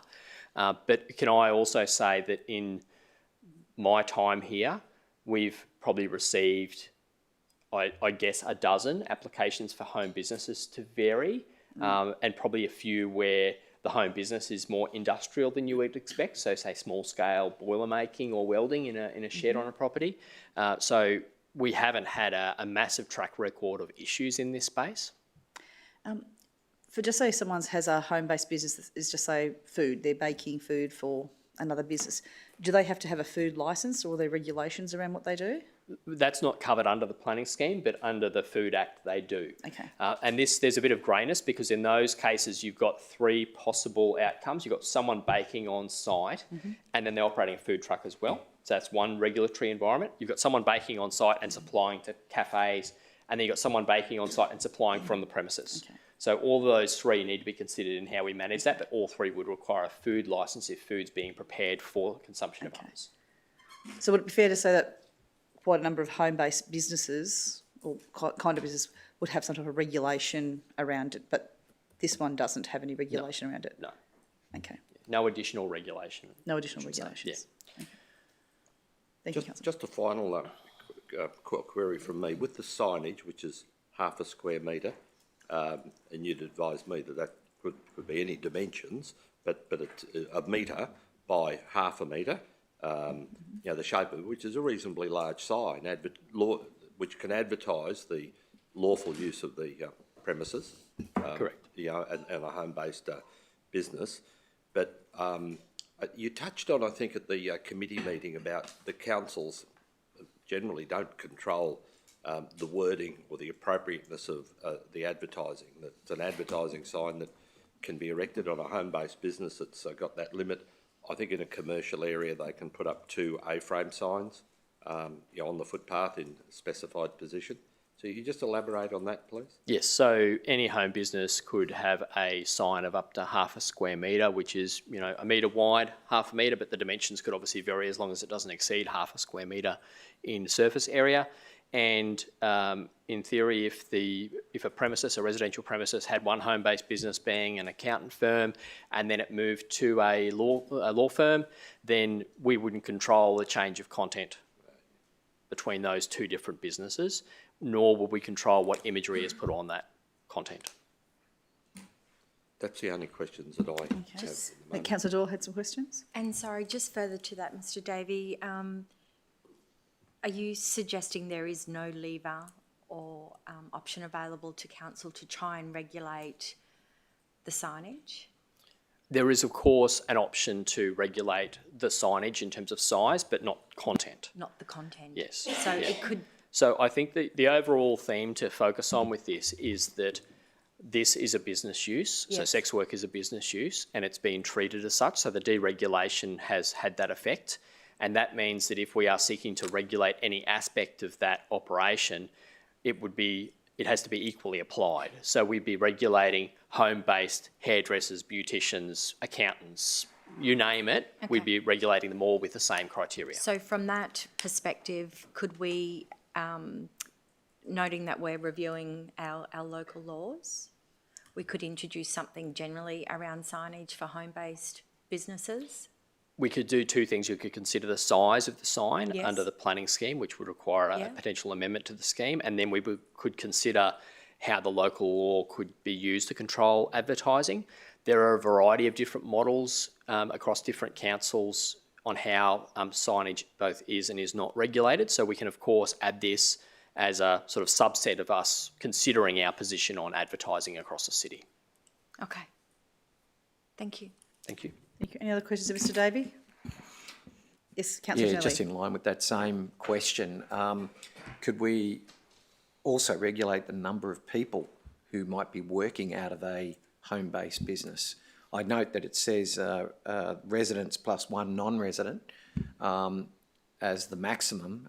Is there? And I note that any changes we do make has an impact on other, dare I use the word legitimate, but other business operators that aren't of a community concern, I guess. But is there any manoeuvring in that area or ability to manoeuvre in that area? Yeah, look, any of the provisions in the current home-based activity requirements could be adjusted other than the definition. The definition needs to be consistent with the state-based definition.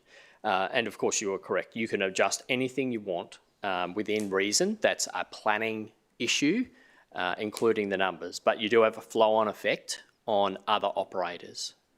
Noting that this is no idea of the subset of what we were talking about with this specific example of sex work, but we do have a lot of home-based businesses of varying degrees. You know, the cottage industry is a classic evolution from someone working from home to getting to a point either that they never leave working from home or they move into a shopfront. Thank you. Sorry, Mr Davey. I'm going to ask a question that I asked during the committee because it is the council meeting, just for everyone to know. But at the committee meeting, I highlighted the fact that this is a profession that is primarily females, women, and it's a sector where it's not uncommon, unfortunately, that women are there is violence, and as well as the impacts. Is the government providing any additional support for people in this industry, knowing it's moving to a home-based scenario? Not to the best of my knowledge, but I understand the planning elements are one part of a broader reform to decriminalise sex work. One of the objectives that's stated in the available or publicly available material is a focus on safety. Okay. Yes. And do you mind to explain the difference between decriminalising and deregulation? I mean, there seems to be one thing to say something's decriminalised, but it doesn't mean it should necessarily be an unregulated industry. Correct. So in this case, the overall objective of a series of legislation changes appear to be focused on decriminalising the sex industry. Part of that might be additional regulation or deregulation. So the planning components that we're talking about today would be categorised as a deregulation. Right. Okay. Now, I'm not aware of what other moves are afoot within the state or the Commonwealth, but there may very well be other regulations being prepared to increase regulation in other parts or by other agencies. Thank you very much, Mr Davey. I'll just check with Councillor Tully because he asked you up. You're okay? No, just in relation to that matter, and I think I made the comment at the committee meeting that under the previous legislation it was unlawful to have security or people who protected women or who were going to outlying jobs. Now that obviously has been removed, and that's certainly a major step forward. So those persons, security people, or safety, providing that safety in the workplace, they could be involved either in a home occupation or in a commercial area. So that small aspect is certainly a very good step forward. People have their... I'll leave the other comments, the general comments too. Thank you when very we're much, finished with Mr. this. Davey. Thank you. I guess as the, I'll ask the move and the second if they would like to start the discussion. Yeah, I might reserve my right to speak and defer to the seconder, Sure. as he's been quite strong on this matter. Councillor Tully. I think it's, can I say it's, and the incorporation of that amendment really puts it back to the government, you know, to look at these issues that we are raising. Whether it's the same government or a different government after October, it's going to be a matter which I've predicted will come up in cities around, particularly in cities or large areas with a you know, large commercial area in their CBD. As I mentioned about the safety to, particularly to women, that's been eliminated as a criminal offence. It made it unlawful, which is, you know, quite peculiar, you know, in a way, where women weren't protected either on the premises or without calls. The issues that we're raising are general to the state's 77 councils. Now, not all councils would be in the same situation as you know, major provincial cities and major regional areas, but issues will clearly arise. For example, the 200-metre rule, which has restricted in the past these facilities to no closer than 200 metres to residential areas in particular, and in the earlier legislation it included schools and childcare centres, churches of course. Now there's no prohibition on that, provided the property is correctly zoned, which can be the situation you know, in many parts of our city and many parts of other cities. It does concern me that that all home-based businesses have to be afforded exactly the same rules in terms of the advertising, in terms of the numbers of staff who live there, in terms of the numbers of people who are not residents of the property. One size doesn't fit all with some occupations, as we've heard about noisy occupations and whatever, and sure, there will be times where we might be prepared to extend the hours of operation for yes, a hairdresser, for example, you know, an hour earlier, or you know, later on a Saturday or even on a Sunday. But I think there is a community sentiment that I feel that people aren't aware of this new legislation. They're not aware of how it might apply, and they're certainly probably not aware of some really difficult situations that local governments will face. And the bottom line is that we'll have no control over it, and as the legislation stands, the state government would have to amend the law to overcome some inappropriate, what I would call inappropriate rights that have now been created under this new legislation. Even in relation to the signage, the half a square metre, that's a reasonably sized sign, but that applies to a hairdresser or someone fixing bicycles or anything. You know, you can't have one under the new legislation. You can't have one rule for signage that applies to hairdressers or bicycle repairers and a different one for a lawful brothel. I think that's one of the issues, and I understand where the state is coming from to have the operators, that it's now been made a lawful business, and one rule applies whether it's a fish and chip shop or a fruit shop or a brothel now. But I think we can see a lot of activity and a lot of concerns that are going to be raised, which often happens with legislation because simply you can't estimate in advance all of the tricky issues that might arise. But as someone said to me recently, now that these are legitimate businesses, they might even be able to join the local Chamber of Commerce from the Gold Coast through to Cairns, and west to wherever the final Mount Isa perhaps. There's lots of issues in this legislation, but I need to place on the record I'm generally supportive of the changes, but I'm not supportive of some of these loopholes and legislative rights which have now been created, which I think in a lot of cases the community won't accept. Thank you, Councillor Tully. I guess I would look at, I think there was no sort of pushback at the community for the change in the laws to decriminalise sex work, but I guess now we've got to see what that actually means to our community. In the 90s, I worked in the fashion industry, worked in clothing factories, and whilst people had conditions in a clothing factory, there was also a lot of what was called outwork and home-based work where people were making clothes at home, and was often known that a lot of the women there were migrants with poor English and were probably very much underpaid with probably not the greatest working conditions. So I guess my concern is also for the mainly females, women that are in this industry. So I guess I thank you very much, Councillor Tully, for bringing this forward, and I think it'll be something that that hopefully we'll get some changes or bring in a regulation. Councillor Doyle. Thank you, Mayor. I just want to also thank Councillor Tully for bringing this forward. Councillor Tully and I have had more than one conversation around the issues of, well, it's not a home-based businesses. Across my division, there are a number of what were old corner stores that have been repurposed, providing massage and other services. And it's caused a lot of angst in the community. And we had two levers to try and control or regulate that. One was to report to police if we had a suspicion there was criminal activity. So that lever's now gone. The second one was to see if they're operating outside of the historic use hours in place for those old corner stores. So, yeah, I guess from my perspective, and, you know, I'm a big advocate for women, women's rights and protections for women. So I think it's a good start that it will potentially make it safer for women who are conducting that service.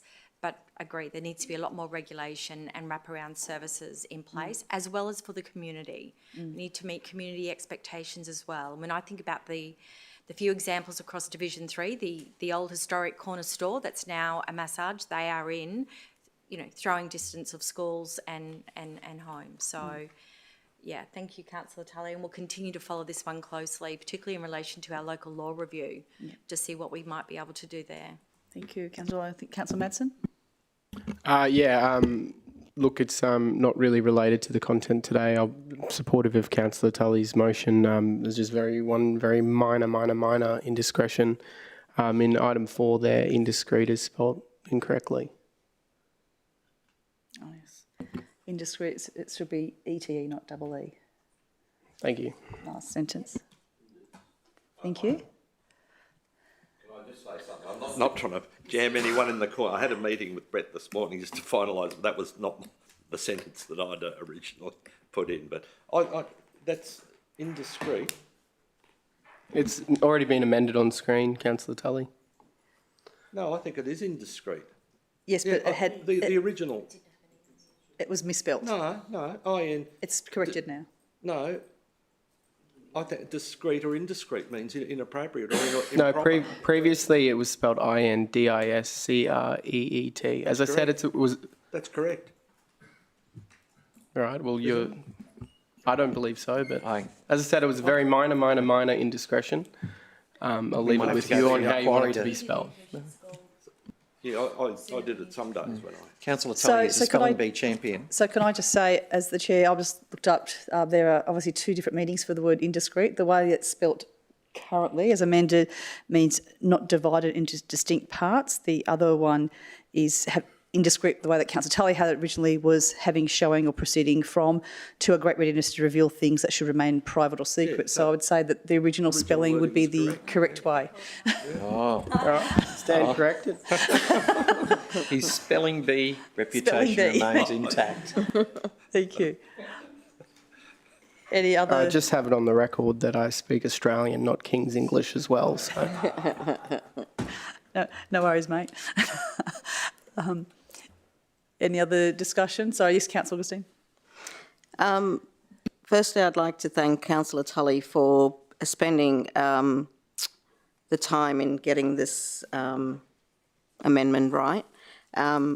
I've got concerns. We've been talking about the actual sex worker. My concern is so we see it happening a lot. Real estates are seeing a lot from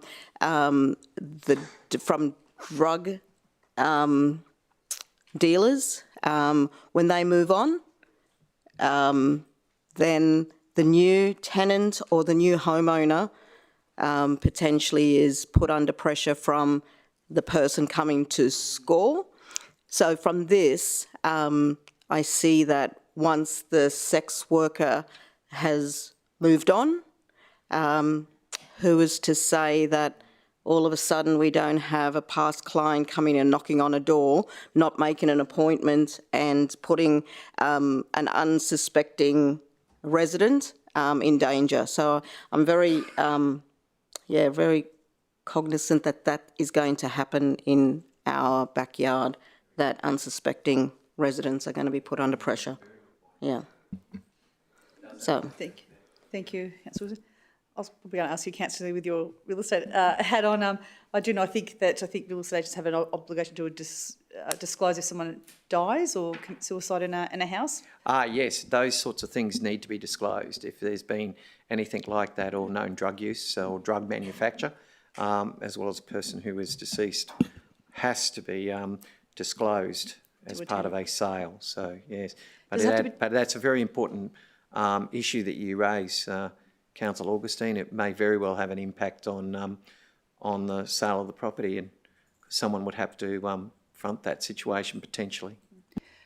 Is it the same rule if it's tenanted? I'm unsure.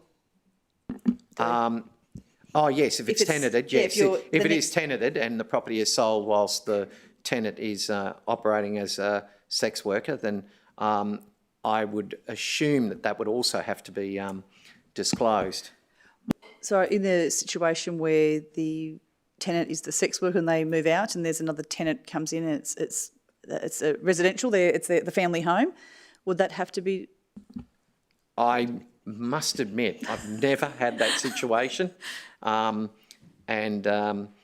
happy to take that on notice and look it up. But I would suggest that certainly a good real estate agent and a reputable one would, but whether there's a legal requirement in that specific instance, I'm not sure. Certainly with respect to drug manufacture, they are supposed to, yes, if it's known. Thank you, Councillor Antonelli. Thank you. For any other discussion? Oh yes, I'm sorry, I thought I would have continued, but I wasn't sure whether it was just in relation to those questions. Yeah, I'd like to thank Councillor Tully for for the amended recommendations and support them wholly. Look, I understand that, you know, we don't live in a bubble, and we certainly don't live under a rock. We know that operators exist in our community, and we know that with this legislation, it potentially opens more doors to that operation.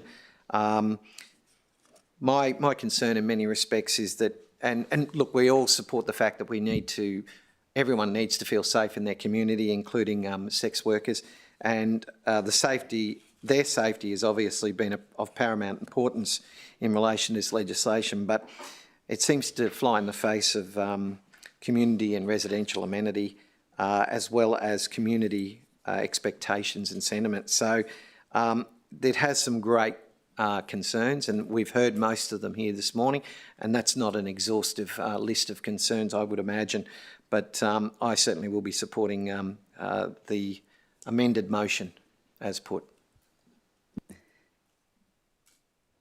Thank you. If there's Councillor Cullen, any discussion? Let's see if she can. No, I think Councillor Tully's done an exceptional job there and covering some of those bases. Thank you. Thank you. Will I take that last discussion point, Councillor Lee, as your right of reply, or anything else you'd like? Done. In that case, we'll move to the vote. Those in favour, please raise your hand. It's unanimous in the chambers, and I can see Councillor Cullen with his hand up. Thank you very much. Well, that's the first committee paper done.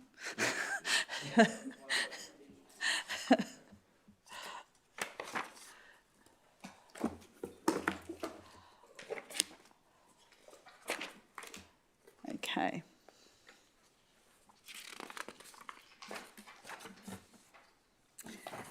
I'll now move on to item 15.2, which is the report of the Finance and Governance Committee of the 13th of August. I'll hand over to the chair of that committee to see how we'd like this report managed. Yeah, thanks, Mayor. I'll move that the Finance and Governance Committee report number 2024-03 of the 13th of August 2024 be received and the recommendations contained therein be adopted. Thank you very much. Do I have a seconder for that? Thank you, Councillor Madden.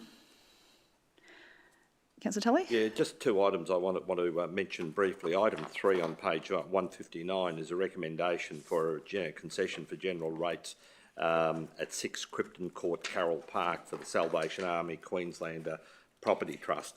And the application for the exemption of rates, 100% concession, is in line with the local government legislation and our council policies.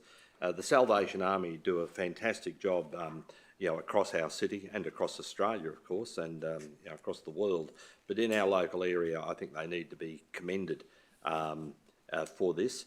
At Carroll Park, they have a warehouse which operates there, which is part of their core business, and they've been operating in Ipswich since 1885. A very, very long-standing community group. So the committee is recommending the approval of this, based on what they do and based on their entitlement to the concession, the rates concession, which applies to many similar community groups throughout the city. The next item I'll just also mention briefly is item 9 on page 278 of the report. That's the first report from the Regulation Advisory Committee. And as Councillor Doyle mentioned, there's many things that that advisory committee is able to look at, and a new one today in relation to how we might raise issues in relation to advertising, commercial advertising, and all advertising that is approved through our local laws. The first meeting of that committee, and that comprises, of course, myself, Councillor Madden as the Deputy, Councillor Doyle and Councillor Antonelli. We're looking at local laws. We're looking at the issues of developing a policy of the strategic direction for our comprehensive review of our local laws. At the moment, we have a local law-making policy, and in accordance with the recommendation from the state, we're looking at replacing that with a process rather than a formal policy, which needs to be amended if you want to amend the process. So that process will then lead to the major work, which is the review of each of our local laws. Are they needed in a contemporary sort of way? Do we need local laws under all the headings of the local laws that we currently have? Do we need new local laws on issues that we don't currently have them? And that will involve community consultation to see where a city of our size and the way in which we are growing, what local laws are needed to have a process and an array of local laws in place to ensure that people can live in a peaceful and appropriate way in their community. It's interesting. I'll just finish on this point, but it's a true case that I had in a suburb some years ago, where a person set up a portable sawmill on their rather large property, but there were adjoining owners, and the sawmill was going for hours and hours and making a lot of noise. His view was that he owned the property. The owner's view was he owned the property and he could do what he wanted on the property. Well, that's not how we live in suburbia. That's not how we live in a major city.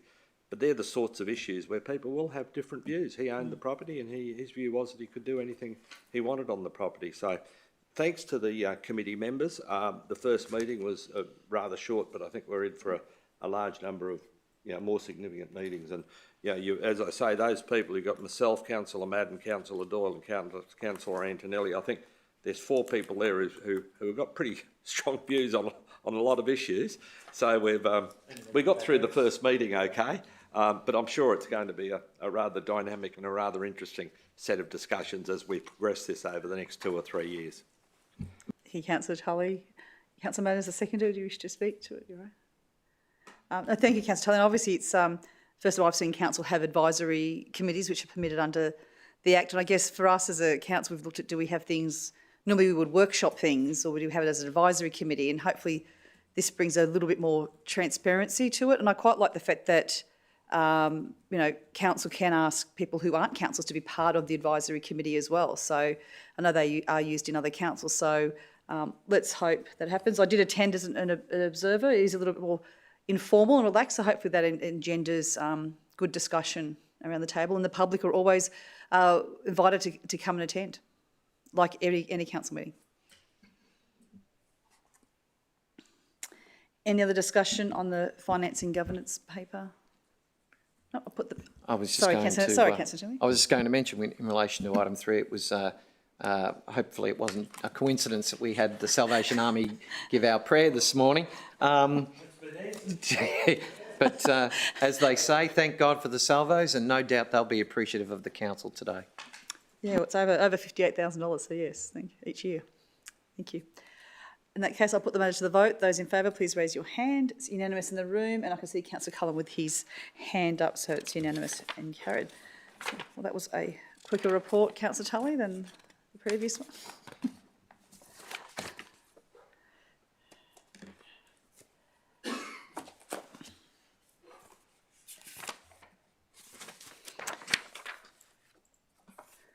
I now moved on to item 15.3, which is the report of the Community and Sports Committee of the 13th of August. And I'll hand over to the chair of that committee to see how we'd like that report managed.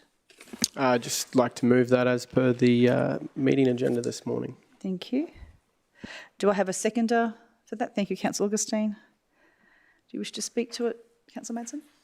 Yes, just had the one report worth mentioning, the report on the Redbank Plains and Riverview community centres. Just wanted to acknowledge the great work being undertaken by council officers in activating those spaces for our community, which are, you know, 2 wonderful suburbs in Riverview and Redbank Plains. Thank you, Councillor Madsen. Any other discussion? Yes, Councillor Doyle? Thank you, Chair. Yes, I concur with Councillor Madsen. Just would like to specifically call out Riverview Community Centre and thank the staff for the amount of work that they've done into taking the centre back and then activating. I was there last night for the Riverview Neighbourhood Watch, and to see the centre back in the hands of and being run by the community. There are a few issues that will need to be ironed out. Who's cleaning, who's picking up their own chairs at the end of their session. But for example, the group that is 60 and better will hopefully be there soon. And yeah, just really excited by the fantastic outcomes there for the Riverview community. Thank you, Councillor Doyle. With any other discussion? I concur, and I guess if you're a not-for-profit, or if you're an organisation that would like to offer a service, I guess, to our community, they are very, very open for the review and Redbank Plains Community Centre. I think we'll probably have to go through a similar process with the old Goodna Gym at Evan Martinson Park. There obviously it was flooded. The one that's next door to the, sort of in between the netball court and the Goodna RSL there. So that'll be a process as we bring that building up to code as well. Any other discussion? I'll put the matter to the vote. Those in favour, please raise your hand. It's unanimous in the room, and Councillor Cullen has his hand up. So it's unanimous and carried.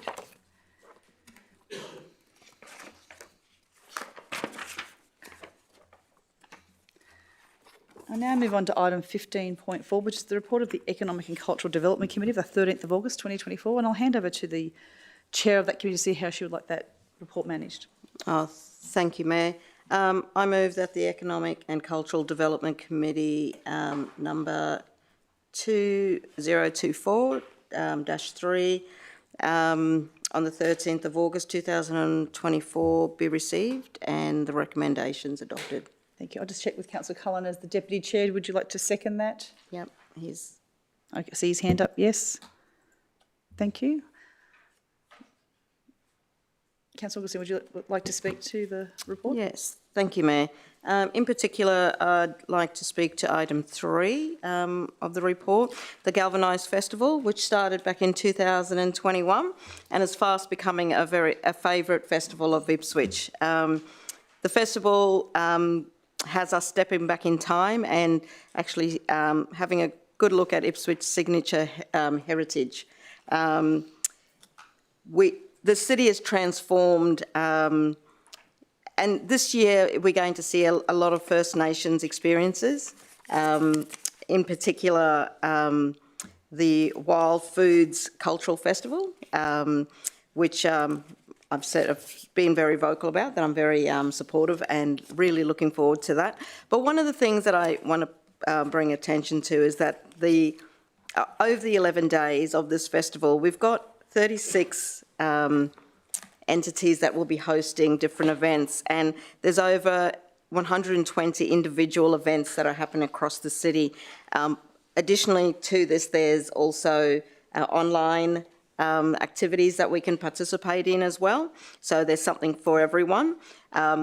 This year, Father's Day falls within the Sunday of Galvanise, so you've got an opportunity to spoil Dad at the Steam and Smoke barbecue at the Queensland Rail Museum workshop. So I'm very excited that the festival will bring our city together from our past history to our heritage as well. So yeah, just really looking forward to this festival again. Then I'd also like to just speak quickly on item 4, the Nicholas Street Precinct. We received in a special meeting 3 new leases and 3 new opportunities for the precinct. It's fast growing, and I think the community is also looking forward to this space being activated. So rock on the end of the year. We're not too sure the final date. I think we're still working on the final date of when it all is open, but yeah, everyone is, I think it's starting to get pumped and really looking forward to the activation of the whole precinct. So thank you, Mayor. Thank you. Councillor Collins, the second, do you wish to speak to the report? I'd just like to reiterate what Councillor Augustine has just said, and I think that the Nicholas Street Precinct, has been a lot of great work happening in that space for the last term, and Councillor Marnie Doyle has done a great job there, and Councillor Fechner have done a great job in the history of that. It'd be so nice to see that coming to the end of hopefully the end of the year, where we see it all full. And the Galvanise Festival, I think I've been in Ipswich since there was a population of about 110,000 or something. So we've dropped back into the history and support what everyone loves Ipswich for, its history. We've got a gold mine of historical buildings and information here in this great city. So the Galvanise Festival is something that we can celebrate our history. Unfortunately, some of us kind of remember what it was like a few years back, but but it'll be good to remember it.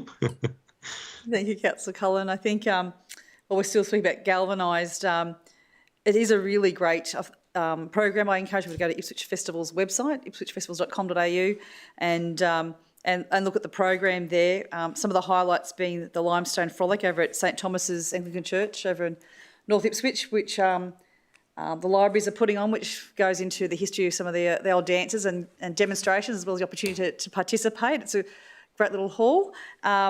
The Indigenous Wild Foods and Cultural Festival at the Turf Club, I think, will be a draw card. We've had the Culture on Country out at Hardings Paddock, but obviously there's a bit of a dirt road, it's a bit of a hike to get there. So hopefully with being at the Turf Club, we'll get more people. And recently met the owners of the business who live at Redbank Plains, so part of the Proudly Div 1 people. The Baker's Ball at Marburg, my daughter, I said it last time, my daughter highly recommends going again, but it's a progressive, I guess, dinner. You have your entree at one place, your meal, and then obviously the desserts and dance in the church hall there afterwards. And obviously for Father's Day, the Queensland Museum Rail Workshops are partnering again, and we do have, I think it's about $20,000 from state government, from the Tourism Events Queensland. It's the first time they've provided funding for this festival, which is fantastic, the Steam and Smoke barbecue. But look, when I look at the program, the haunted section has the haunted Ipswich CBD ghost tour. There's the Goodness Cemetery haunted history tour. You're not conducting that, are you, Councillor Tully? You are conducting that? Cuniana After Dark, I think it was with the blacksmiths, and the Ipswich the Ipswich Cemetery ghost tour. A number of other tours. There's the Summerland Camels history tour. There's the historical hot air balloon flights as well. The Ipswich Heritage Buildings tour, Where History Rests at the cemetery. The Lost Ipswich City Walks throughout the CBD. The old courthouse tours and open day, which is happening at the old courthouse, which still has the New South Wales coat of arms. Historical brewing tour at the Stony Creek Brewing. And the Ribbity Dubs to Pubs Ipswich walking tour throughout the CBD, I think, will be very popular. But look, can I just say there's a number of organisations and not-for-profits and wonderful groups that we have in Ipswich that pride themselves on protecting and supporting and I guess enhancing our heritage, and they come forward every year. And I just want to thank the St Paul's Craft and Quilt Display, which will be on again, the RAF-based Amberley Aviation Heritage Centre, the Congregational Sunday School will have I guess at the Ipswich Antique Centre, the Ipswich Historical Centre at Cuniana, the Family History Research again at Cuniana with the Ipswich Genealogical Society, Picture Ipswich Challenge, which is online, as well as the Picture Ipswich Brick Switch, which is online. The Ipswich Hospital Museum is great to see as well as obviously at our art gallery we have Kylie Hill with her display and exhibition as well. So, and in the watch and learn space again, there's the Japanese tea ceremony and tasting workshop. There's the Ipswich City Big Band 20th anniversary concert, blacksmithing workshops, Chasing Our Past with Danny Keenan. Caring for your family's treasures. At the museum, the creative glass sandblasting workshops. At the Masonic Hall, there's the Freemasonry early history presentation, Guys and Dolls at the Civic Centre, and weaving finger puppets at Cuniana as well. So a really action-packed program that starts in 7 days. So I went on a bit there. Thank you. Thanks, Councillor Doyle. Thank you, Mayor. Apologies, I should have raised this sooner, and we'll need probably some guidance from yourself and the CEO. It's in relation to a previously declared conflict of interest. In accordance with Section 150ET4 of the Local Government Act 2009, Councillor Marnie Doyle previously declared a conflict of interest. It was generally in relation to Nicholas Street precinct leasing matters, I believe. And that was during council meetings last year. I'm sorry, I don't have those dates to hand. This relates to the owners of the building at the top of Nicholas Street, the building on the corner of Nicholas Street and Brisbane Street. It's been known as Nolan's Corner. That building is owned, I understand, by 5 different owners.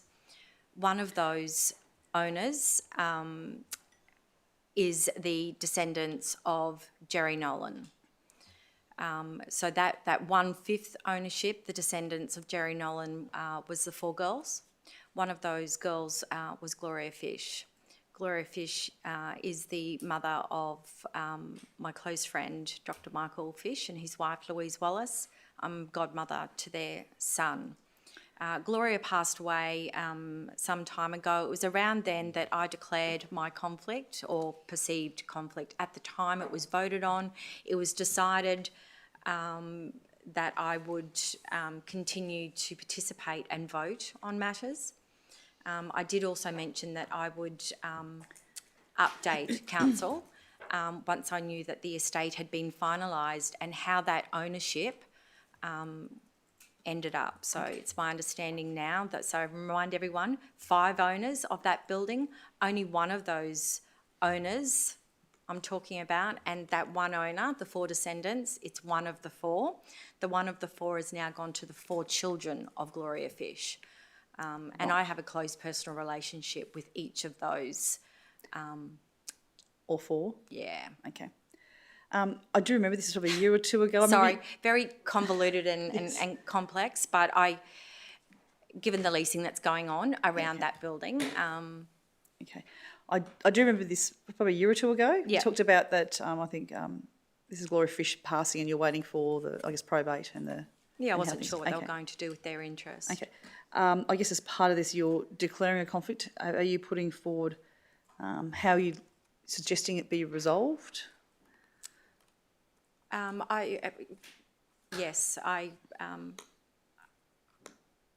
Well, just a point of order, she has declared it in line with the previously declared conflict of interest. Mm-hmm. So we really only need to know what the previous decision was before we go forward. So what was the previous That was to decision? remain and vote on all matters going forward, and I didn't need to raise it again each meeting. That was the advice. Yep. It was already on the record. Okay. So the only change since then, I guess that comes down to if you have a personal or financial benefit on matters, and I guess no. that's something for you to raise each time something comes, or if you think that there is. So I guess my other thing is... Point of order, yeah. We received some advice, I think either from the CEO and or Wade Wilson, that it's not for us to determine if there is or isn't, but once it's declared, that we must then vote on whether the person could remain and stay. So agreed. I've heard the declaration. I think we should then proceed to the next step. That's what I'm trying to do. I'm trying to get I some information. understand that. Sorry. Sorry.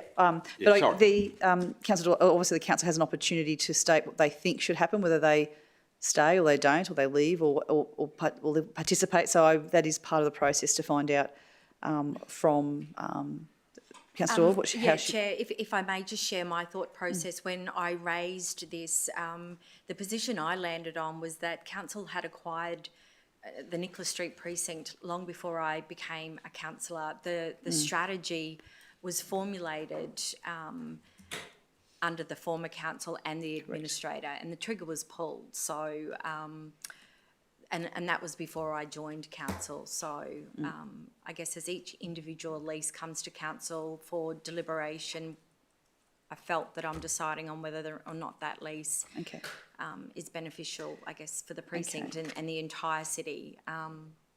Okay. Yeah.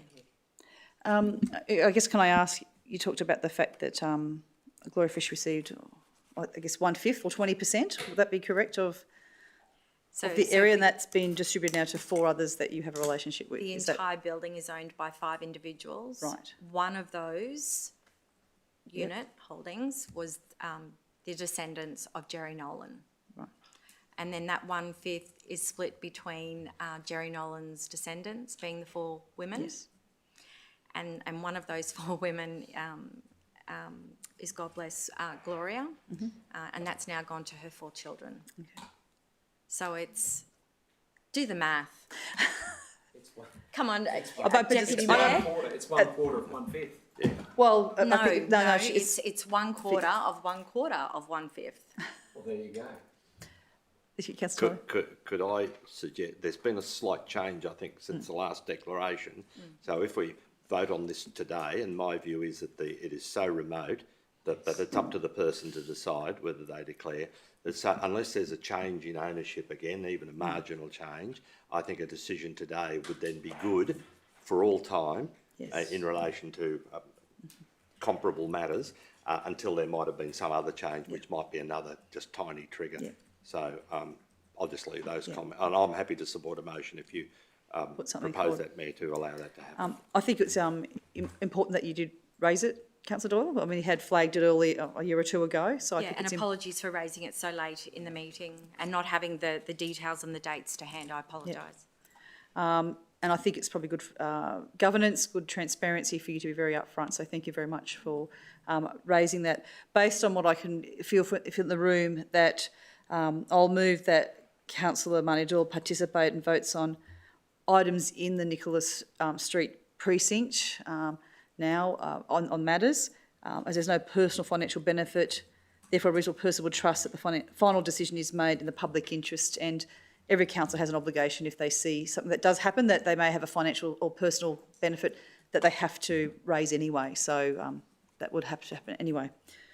Do I have a seconder for that? I think Councillor Tully. Any other discussion? Yeah, sure. Get a few things clarified just in my head, because that was a lot.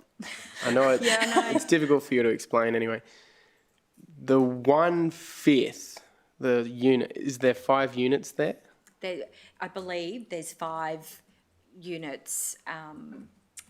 There's 5 owners. Yeah.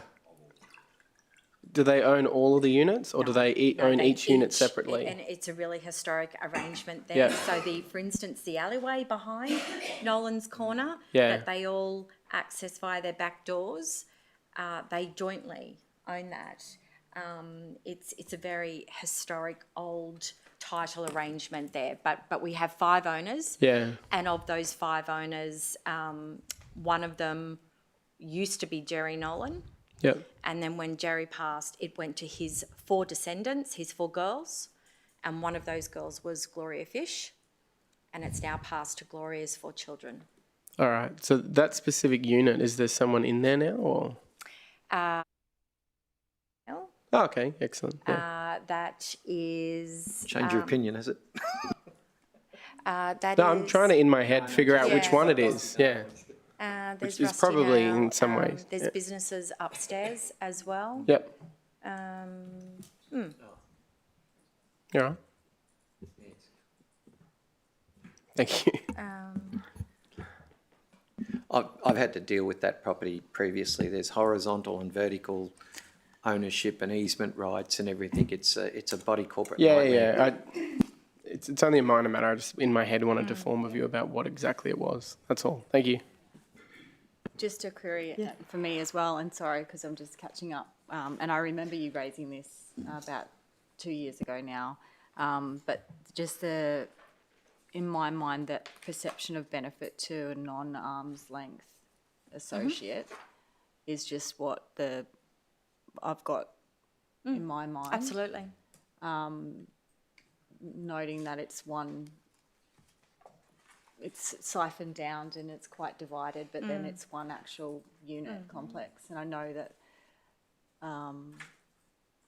the conflict has, I guess, recently changed because of, I didn't have a close relationship with Gloria. I declared, perceived and noted, but I did put everyone on notice once I knew the way the estate would be. So now, yeah, absolutely, it's But you've got a ownership close ownership has relationship with the daughter. changed, and it's gone Daughters? to the 4 children of Gloria. There's 2 girls and 2 boys. I think we're relatively satisfied. Perhaps the motion should be put. Thank you. And so a procedural motion that you're moving forward? Because but when it's a conflict of interest, I'd rather not shorten it, if that's okay. I guess I have okay, well, you can put... If you want to move it, I'm happy with that, Mayor. No, I actually would, I don't like to truncate a conflict of interest discussion, so I'd rather open it up, and if no one else, if anyone has any other questions or discussion.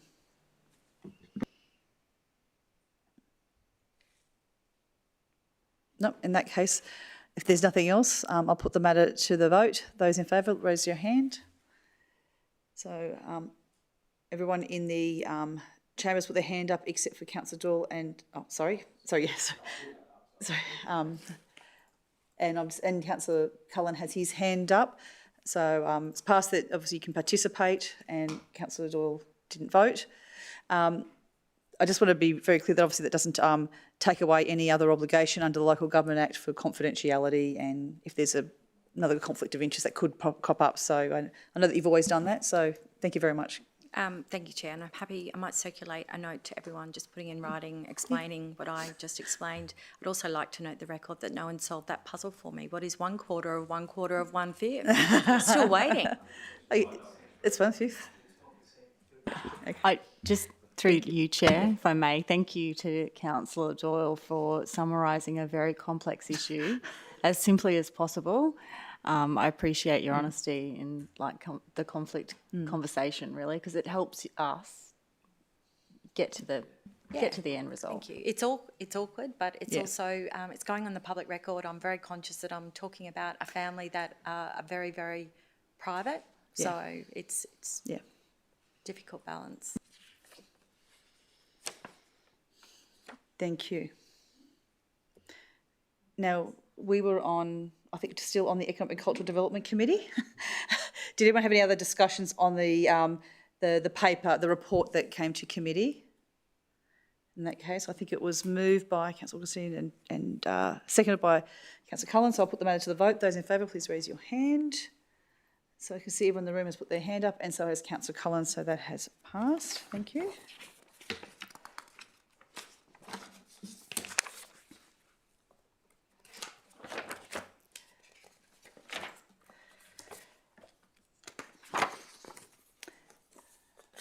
I now move on to item 15.5, which is the report of the Environment and Sustainability Committee of the 13th of August 2024. I'll hand over to the chair of that committee to see how he would like that report managed. Thanks, Chair. As Chair of the Environment and Sustainability Committee, I move that Council accept the Environment and Sustainability Report number 2024-03, dated 13th of August 2021, and that the report be received and accepted, and that the recommendations be accepted unamended. But I just want to let you know, Mayor, I've got something to say on each of the 4 items. Okay. Thank you very much. I'll just check. Councillor Daly, as the Deputy Chair, would you like to second that? Thank you. Councillor Madden, as the mover, would you like to speak to it? Thank you. Just with regard to item 2, Mayor, SES Week 2024, I just wanted to inform fellow councillors SES Week 2024 runs from the 24th of August to the 31st of August. This is a report regarding the annual SES Week campaigning, the activities that are occurring in the City of Ipswich to recognise and celebrate the Ipswich City State Emergency Service Unit as part of the SES Week 2024. I'd like to thank all of our state emergency officers in the City of Ipswich, but particularly those located in Division 4 at Rosewood and Marburg as well. I'd like to thank the council officers involved in coordinating SES projects. Just with regard to item 3, Get Ready Week, I'd just like to inform my fellow councillors Get Ready Week 2024 runs from the 8th of October to the 12th of October. This is a report concerning the state-led annual Get Ready Week program, including the Keystone event, Get Ready Week in October, and how council plans to promote the program across Ipswich in 2024 to encourage all residents to learn about their disaster risk and the steps they can take to prepare for and build resilience to disasters in the community. Chair, it's important that residents are aware that during natural disasters that they're aware of the various government and council agencies that can assist them at these times. With regard to item 4, notice of motion, proposed Western Resource Recovery Centre. This is a notice by myself concerning 3 options for the proposed location of the Western Resource Recovery Centre. Mayor, although I was only elected as a councillor in March of this year, I'm well aware that Ipswich City Council had been planning to build a new Western Resource Recovery Centre for some time, because in 2021 the council was successful in receiving a grant from the state government to build a new refuse and recycling centre near the site of the current Rosewood Refuse and Recycling Centre at 94 and 95 Oakley Colliery Road, Rosewood. In my former role as a state member for Ipswich West, I was pleased to support the council's application for a grant. Earlier this year, council engaged ATC Williams consultations to consider 15 possible sites for the new Western Resource Recovery Centre, and in their report they suggested 3 sites, 94 and 95 Oakley Colliery Road, Rosewood, which would be near the existing facility at that address. Lot 1 and 2, Unnamed Road, Mount Marrow, and third suggested site was 486 to 516 Ipswich Rosewood Road, Girapilly. I am moving my motion because, having communicated with a number of residents about this issue and having heard the concerns of people who attended the Western Resource Recovery Centre pop-up held at the Rosewood Library on July 30, I am concerned that with the selection criteria used by ATC Williams, that possibly too much weight may have been given to some criteria, such as whether council already own the land and where the proposed site is located, and not enough weight was given to other criteria, such as the proximity of the site to schools and culturally significant Aboriginal heritage site. In withdrawing the Mount Marrow option, I'm comfortable that the 2 remaining sites at Rosewood and Girapilly are suitable, and I invite residents of the Ipswich Western Corridor to make a submission as to which of these 2 sites they would prefer. I'm very aware of the concerns of residents of the Mount Marrow area, as well as the concerns of students, staff and parents at Mount Marrow Primary School as to the inclusion of Mount Marrow as possible site for the Western Resource Recovery Centre. It is my hope that by removing Mount Marrow as a possible site at this stage for the Western Resource Recovery Centre, this will put to rest their concerns, and I apologise for the community concerns this has caused to the Mount Marrow School community and local residents. Just one final point. The final community consultation pop-up session will be held this Saturday, August 24th. The venue has moved from the Rosewood Library to the Rosewood Memorial Hall, and it will be held during the hours of 9 a.m. to 12 noon. Finally, Mayor, if I could just say a few words about my motion, my second motion, and it's a motion concerning the Southern Resource Recovery Centre. This is a motion submitted by me concerning the facilities that may be provided at the proposed Southern Resource Recovery Centre. On the 13th of June, myself and Councillor Antonelli met with Danielle Mutton, a resident of North Ipswich, in my capacity as Chair of the Environment and Sustainability Committee, and Councillor Antonelli in his capacity as Co-Chair of the committee. Ms Mutton raised the possible facilities, extra facilities listed in the motion to be located in the Southern Resource Recovery Centre, and I believe these suggestions are worthy of investigation by council officers. I thank Ms Mutton for raising the possibility to improve facilities at the proposed Southern Resource Recovery Centre. Those are my comments, Mayor. Thank you very much. Councillor Shelley, as the seconder, would you like to speak to the report? No worries. Any other discussion by council officers, by anyone? I just want to encourage people with SES Week. It's a great organisation, has great training, and everyone's very, very friendly and sociable, and they do very practical works in our community. There are award ceremonies on up at, I think, the Catalyst Church this Saturday at 9:30. It's great to see those awards move around the entire region. So this is the first time it's been in Ipswich, certainly the last 4 or 5 years. So it's great to see. And thank you for your 2 notices of motion, Councillor Madden. Certainly the Western Resource Recovery Centre site location has been a bit of a rocky road, but you know, that's democracy, and I think that's deliberative decision making that we take the community into consideration with that. And certainly with the Southern Resource Recovery Centre, we've held many community panels on what we'd like to see there, and certainly, you know, I think the sentiment that Ms Martin has brought to is certainly was raised some time ago by the community when it was there as well. So I think it's great to see, and I'll be supporting obviously this report. Any other discussion, Councillor Shelley?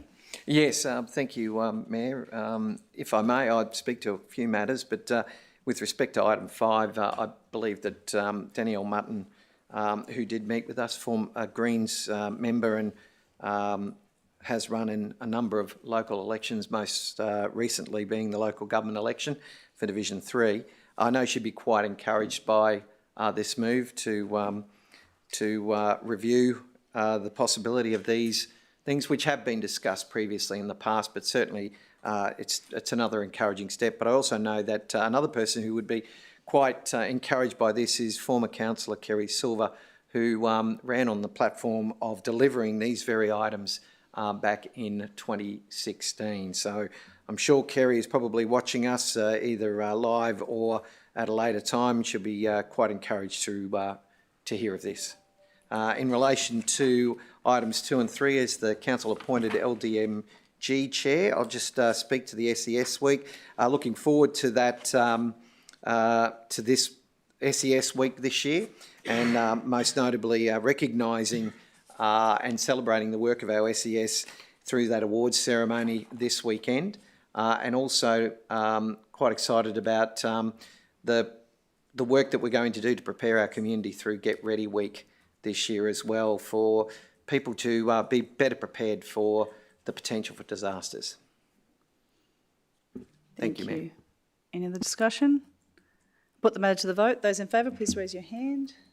It's unanimous and carried. Thank you. We'll now move on to item 15.6, and that's the there was a special council meeting held on Tuesday. So this is a a late report involving some leases. So because it's late, I do need to ask. Sorry, Mayor, just a special Economic and Cultural Development Committee. Yep. Yes, so sorry, there's a special Economic and Cultural Development Committee, not a special council meeting, uploaded.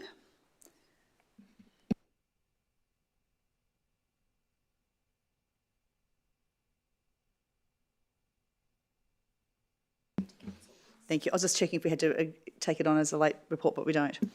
Thank you. So 15.6 is the report of the Special Economic and Cultural Development Committee of the 20th of August 2024. I was going to hand over to the chair of that committee to see how she would like this report managed. I would like to move the Special Economic and Cultural Development report that was on the 22nd of August be received and the recommendations adopted. Thank you. Sorry, again, through you, Chair, just the 20th of August. Yeah. Okay, thank you. Thank you. Do I have a seconder for that? Thank you, Councillor Collins, the Deputy Chair. Thank you. Do you wish to speak to that, Councillor Augustine? I'll just be brief on it. I did mention before we received 3 new leases. Obviously, we can't go into depth in an open session, but I can say that the 3 leases are very welcomed in the precinct. They are located at 3 different locations, spread out through the precinct. All 3, I think will add value, and looking forward to seeing these 3 to fruition. I know we've still got some extra leases to look at, and we'll be welcoming a couple more shortly. So thank you. Thank you very much. I'll open up for any other discussion. No, I'll put the matter to the vote. Those in favour, please raise your hand. It's unanimous in the room, and I see Councillor Cullen's hand is up.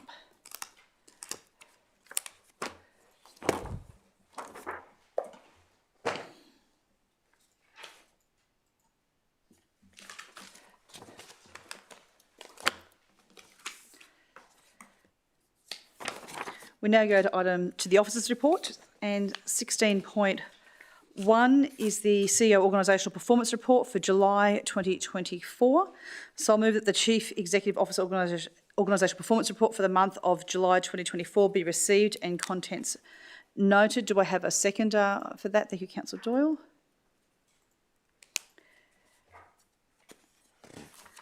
Just like to note the significant community consultation and involvement in the decision-making process on the site selection for the Western Resource Recovery Centre, or the transfer station. It's really great to see. I also want to acknowledge the significant milestone in the city's most extensive road project upgrade, the Springfield Greenback arterial that has opened to 4 lanes to traffic. This duplication will allow for our growth and keep up with the traffic demands around Brighton Homes Arena and the Springfield Central area and around. The recent completion involving substantial construction efforts includes laying over 10,000 tonnes of asphalt and excavating 34,000 cubic metres of soil and rock. Since Council's launched the We Can't Wait advocacy campaign, we've had more than 1,000 people sign up to our wait list wanting regular updates, and I was in Canberra yesterday and met with a number of people to discuss the We Can't Wait campaign and the 3 main infrastructure projects, including the Federal Treasurer Jim Chalmers, the opposition leader, as well as Catherine King, the Minister for Infrastructure and Transport, and Christy McBain, who's the Minister for Local Government as well. So I was there with a number of mayors with their advocacy campaigns down there, so it was great to see.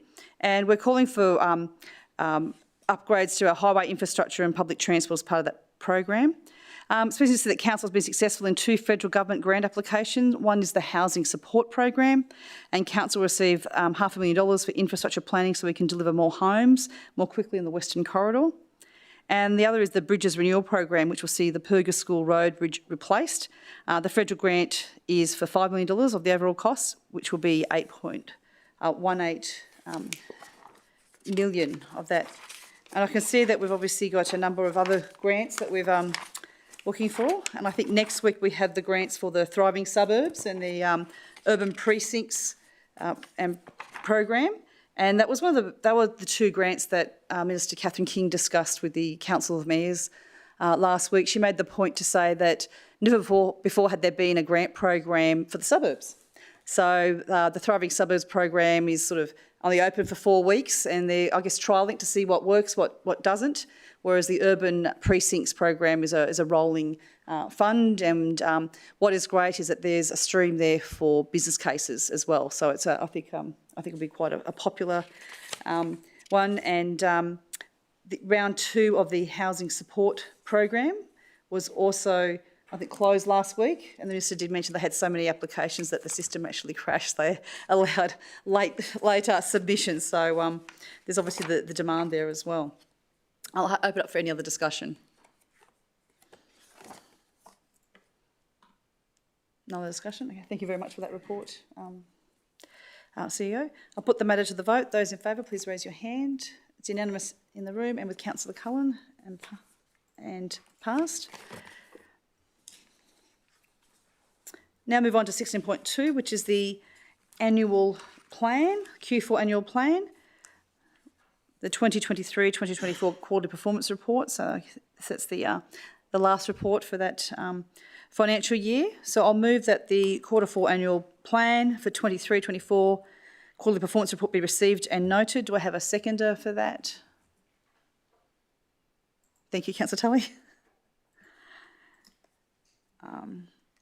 I guess in moving that, it's great to see various operational projects now completed, including the implementation of a dedicated team for the Ripley Valley Priority Development Areas development applications. That will allow our team to process and go through those development applications of Ripley, not only, I guess, still thoroughly and quicker, but also relieve the team there to do work outside Ripley as well. So it's great to see that fully staffed.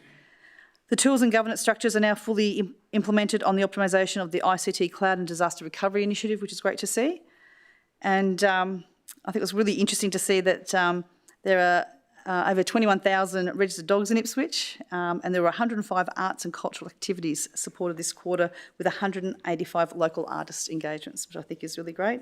And the Council City Events Plan had an economic impact of almost $16 million, and I think it's quite a great performance report. So well done and thanks for the support. I'll open up for any other discussion. No other discussion. I'll put the matter to the vote. Those in favour, please raise your hand. It's unanimous. I can't see Councillor Cullen. Sorry, I shouldn't say it's unanimous. It's unanimous now. Councillor Cullen has his hand up. Thank you. Last matter is 16.3, which is the authorised representative of council for body corporate for My High Grove Community Title Scheme 19470. And the recommendation is that council authorise the CEO to nominate an authorised representative of council to represent council on the body corporate for My High Grove Community Title Scheme 19470. So I actually have a couple of questions, but I wouldn't mind moving and seconding so we can sort of, I guess, have a discussion. So I'll move that. I'm just looking at Division 4. I don't know if you wish to second it, being My High Grove. Councillor Madden, thank you. Thank you. See, I'm not sure if it's yourself or Ms Kavanagh or... No. Ms Harris.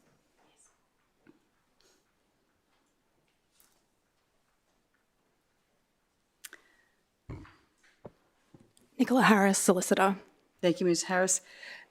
Do you mind explaining why this is happening? And I guess, is the council now the body corporate, or if it's not, or how is that structured now? My apologies. Certainly, Mayor. Following settlement of 38 units over the course of 3 days earlier this month, Council is now the owner of 38 units within the My High Grove body corporate. At this stage, we are not a member of the committee for the body corporate. There'll need to be the calling of a meeting to nominate representatives from the remaining owners and council to form that committee. The intention of the report today is to facilitate a delegation and sub-delegation of that authorisation so that a representative from council can attend at body corporate meetings and seek a nomination and election to be a member of the committee for the body corporate to manage matters at My High Grove moving forward until such a time as council has acquired all of the units within the complex and then can proceed with termination of the body corporate. Thank you, Ms Harris. What needs to happen to trigger a meeting so the executive can be selected? Due to the body corporate committee not currently having any members, there'll need to be a request from an owner within the complex for a meeting to occur. The notice period is a minimum of 21 days under the legislation. So council can initiate that, being the owner of 38 of the 42? That's correct, yes. Okay, thank you. Any other questions? Thank you, Councillor Tonelli. Yeah. Sorry, you go. Sorry, I was just going to ask. So at the moment, council is one owner. How many other owners are there, without obviously disclosing the names, obviously? Certainly. At this stage, there are 4 other owners in addition to council. And the percentage of our ownership is, or roughly? Roughly 38 out of 42. Okay, so now in many instances when there's a body corporate, is this body corporate self-managed or is there a appointed body corporate management firm? At this stage, the body corporate is self-managed. Self-managed. Okay, that's all the questions I have. Thank you. Thank you, Councillor Tully. And then I've got a query on page 2 of the report. That's on page 276. Up on the second line, and it says, it is recommended that council authorise the Chief Executive Officer to nominate a council officer as an authorised representative. In the recommendation, the words reference to a council officer don't appear, which the actual recommendation is different from requiring a council officer. Has there been some change or I think it should be a council officer, and I think the recommendation should say that. That would have been a drafting oversight on my part, Councillor Tully. My apologies. that is, sorry, if I read the recommendation, it says that council authorise the CEO to nominate an authorised representative council. So you want to make sure it says council officer. Yeah, well, if you look at the second page, it says that that's what it will be. So just to add the words, a council officer as, after the word nominate, to add the words, 4 words, a council officer as. Okay, that's fine. Okay. My apologies. I'll just double check with the CEO as well, if that's okay. As affirmed by Ms Harris, yes, and up on the screen now, yes, Okay. Chair, thank you. I'll get you to put that up, and then I guess myself and Councillor Madden will have a... It's in there now. Thanks, Ms Harris. It's just about voting at So just before we go there, we have to decide whether we're going to accept the amendment. So just looking there, so council will authorise the CEO to nominate a council officer as an authorised representative council. I'm happy with that. Are you happy with that, Councillor Madden? Thank you, Councillor Tully. Councillor Madden, you wish to... Yep, just one quick question. Ms Harris, at that body corporate meeting, do we have 38 votes or 1 vote? We have a percentage of votes in accordance with our contribution schedule lot entitlements. They're not equal within the complex, so I don't have the exact number offhand. It is effectively 38 votes, that is correct, but it is based on the amount that's allocated to each lot that we own, and they vary within a range of how many contribution schedule lot entitlements apply to each lot. Maybe another way to ask the question, do we have more than 4 votes? Yes. Good, thank you. And we got the numbers. Councillor Tully, did you have another question? Oh, sorry. I didn't realise. It sounds as if even the lot entitlement, even taking that into account, that we'd have the majority vote. That is correct for the body corporate. With regards to the committee, once a committee is formed, everyone has an equal ability to vote in that instance. Just wanted to clarify that. But with regards to the body corporate in general, it is correct that we would be the majority owner within the complex at this stage. Thank you. And more of a point of order, so I note we've got a change in the recommendation, but is it our job here today to nominate that officer, or no? No. Yeah, okay, no We're problem. delegating the CEO I was to do just that. making sure, yeah. Yep. Thank you. I think that would be inappropriate. Thank you. Any other questions for Ms Harris? No, thank you very much, Ms Harris. Probably a question for yourself.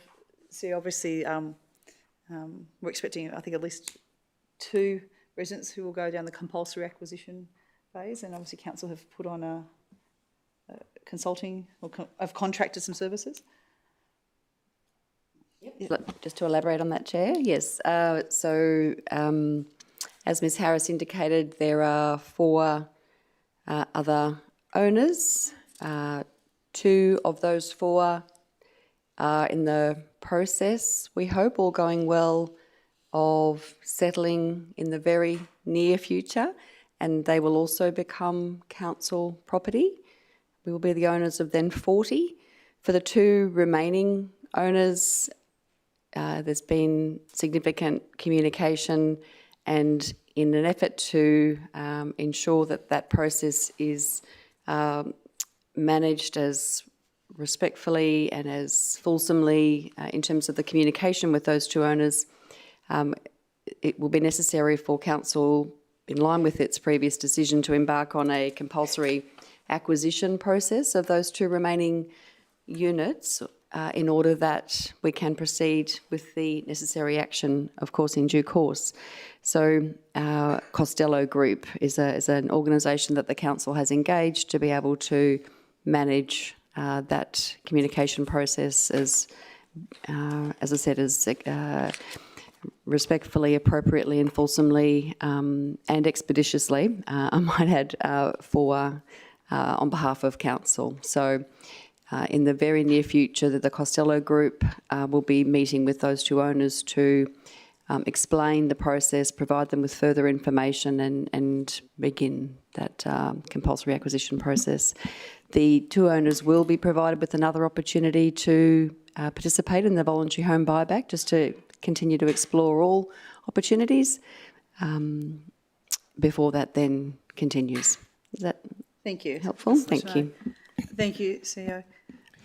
Yeah, so if I may, through the chair to the CEO, notwithstanding the fact that we will be dealing with one settlement has occurred, the 2 remaining owners, the council is still within its right to undertake the works as per the compulsory buyback. In other words, fulfil the obligations of demolition if they hold out, these owners? Not until we own all properties can we proceed with demolition. No, notwithstanding that we acquire. If these 2 owners hold out, are we still able to fulfil our obligations as per the requirements of the buyback? No. The CEO just, I think it's just we are unable. We need to complete the legal and proper process of compulsory acquisition and own all of the property before we could proceed with that. Thank you for that clarification. Thank you. Thank you. The voluntary home buyback for Myho Grove has been quite an emotional ride, and I'm looking at the Division 4 Councillor, Councillor Madden. Obviously, you were the member for Ipswich West when we met up at the Beacon Church with QRA, the Queensland Reconstruction Authority, because one of the rules is that you only proceed if everyone in the body corporate agrees. We had residents there that have continued to flood many, many times, especially over the last 12 years. But obviously the Queensland Reconstruction Authority can only work within the guidelines. So I appreciate the fact that I think that night you and I spoke, Councillor Madden, and said, hey, do you think that the state and the federal governments would change the guidelines and make a special concession for Myho Grove? And we thought, well, we'll ask. The worst they can say is no. So I thank you for your advocacy at the state level.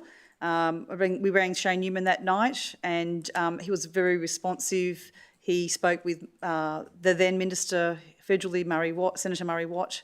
I think that night, the next day, we spoke with Shane, the member for Blair. The next day in how we progress this. So across Australia, I don't think there's any other. This is the only exception across Australia. It's a unique process. So I think they'll be watching. I think the National Emergency Management Australia and the Queensland Reconstruction Authority will be watching how this happens. It's been emotional for those involved. It's been emotional for those 2 who are not selling. Certainly one of those got an independent valuation and the valuation was for a higher amount than that was offered by the QRA, but that was knocked back. So they're quite upset, as you can understand. It's a really tough process. So I expect that this process, depending on what happens, it could take 18 months or something. So and that'll be quite a cost on the government. The state and the federal governments are covering the cost of because essentially we're the body corporate. So we're charging in a way, we're proceeding in a way that hasn't happened anywhere else in Australia, because this program has been rolled out in New South Wales as well. So I think we'll see how we go. I do know that the Myhoe Grove residents, I know everyone always likes more money for their home, but the comparisons they were given for their townhouses by the valuer was comparing the Brassel townhouses with the Goodna townhouse valuation. So that's caused quite a bit of tension there. But I hope that potentially the 40 families that have sold, I know some of the families there, especially some of the people who have retired, worked very hard to retire debt-free and with a home. They're in a position now, because of the payback figures and because of the rising costs of housing, they won't be able to buy a house. They will be renting for the rest of their life. That has been a huge emotional change for them. We have families there another family has someone who, their daughter has a disability, so they deliberately bought a 2-bedroom townhouse for their daughter and the carer. The parents are elderly, and it's the fact that they won't be able to afford to buy a house for their daughter who has a disability is heartbreaking. So, look, I hope that the money does give them options. One thing it does mean, the program means that they won't be flooded again. They knew that if they stayed there, they would flood again. So, very grateful, but it's still, I think people need to know how there's been some really tough decisions made, and overall people believe that their valuations should have been much higher. Certainly when you see the cost of townhouses in Brassel, the property values are higher than Goodna, so they did expect to have higher valuations, but it is what it is, and hopefully that it's for those 40 families, they can move on to flood-free futures. Thank you. Any other discussion? No. I guess in closing, I'd just like to thank the council officers working on this here. They have had to work with lawyers and QRA, and it's here's a blank piece of paper. This is how we're going to do it. So I really appreciate I know it's been difficult. We've had a lot of interesting conversations and challenging conversations, and so thank you. So I'll put that to the vote. Those in favour, please raise your hand. It's unanimous, and I see Councillor Cullen has his hand up. It's carried. Item 17, any notices of motion? No. Item 18, questions on notice. I don't think there were any. In that case, I'll close the meeting at 12:08. Thank you very much.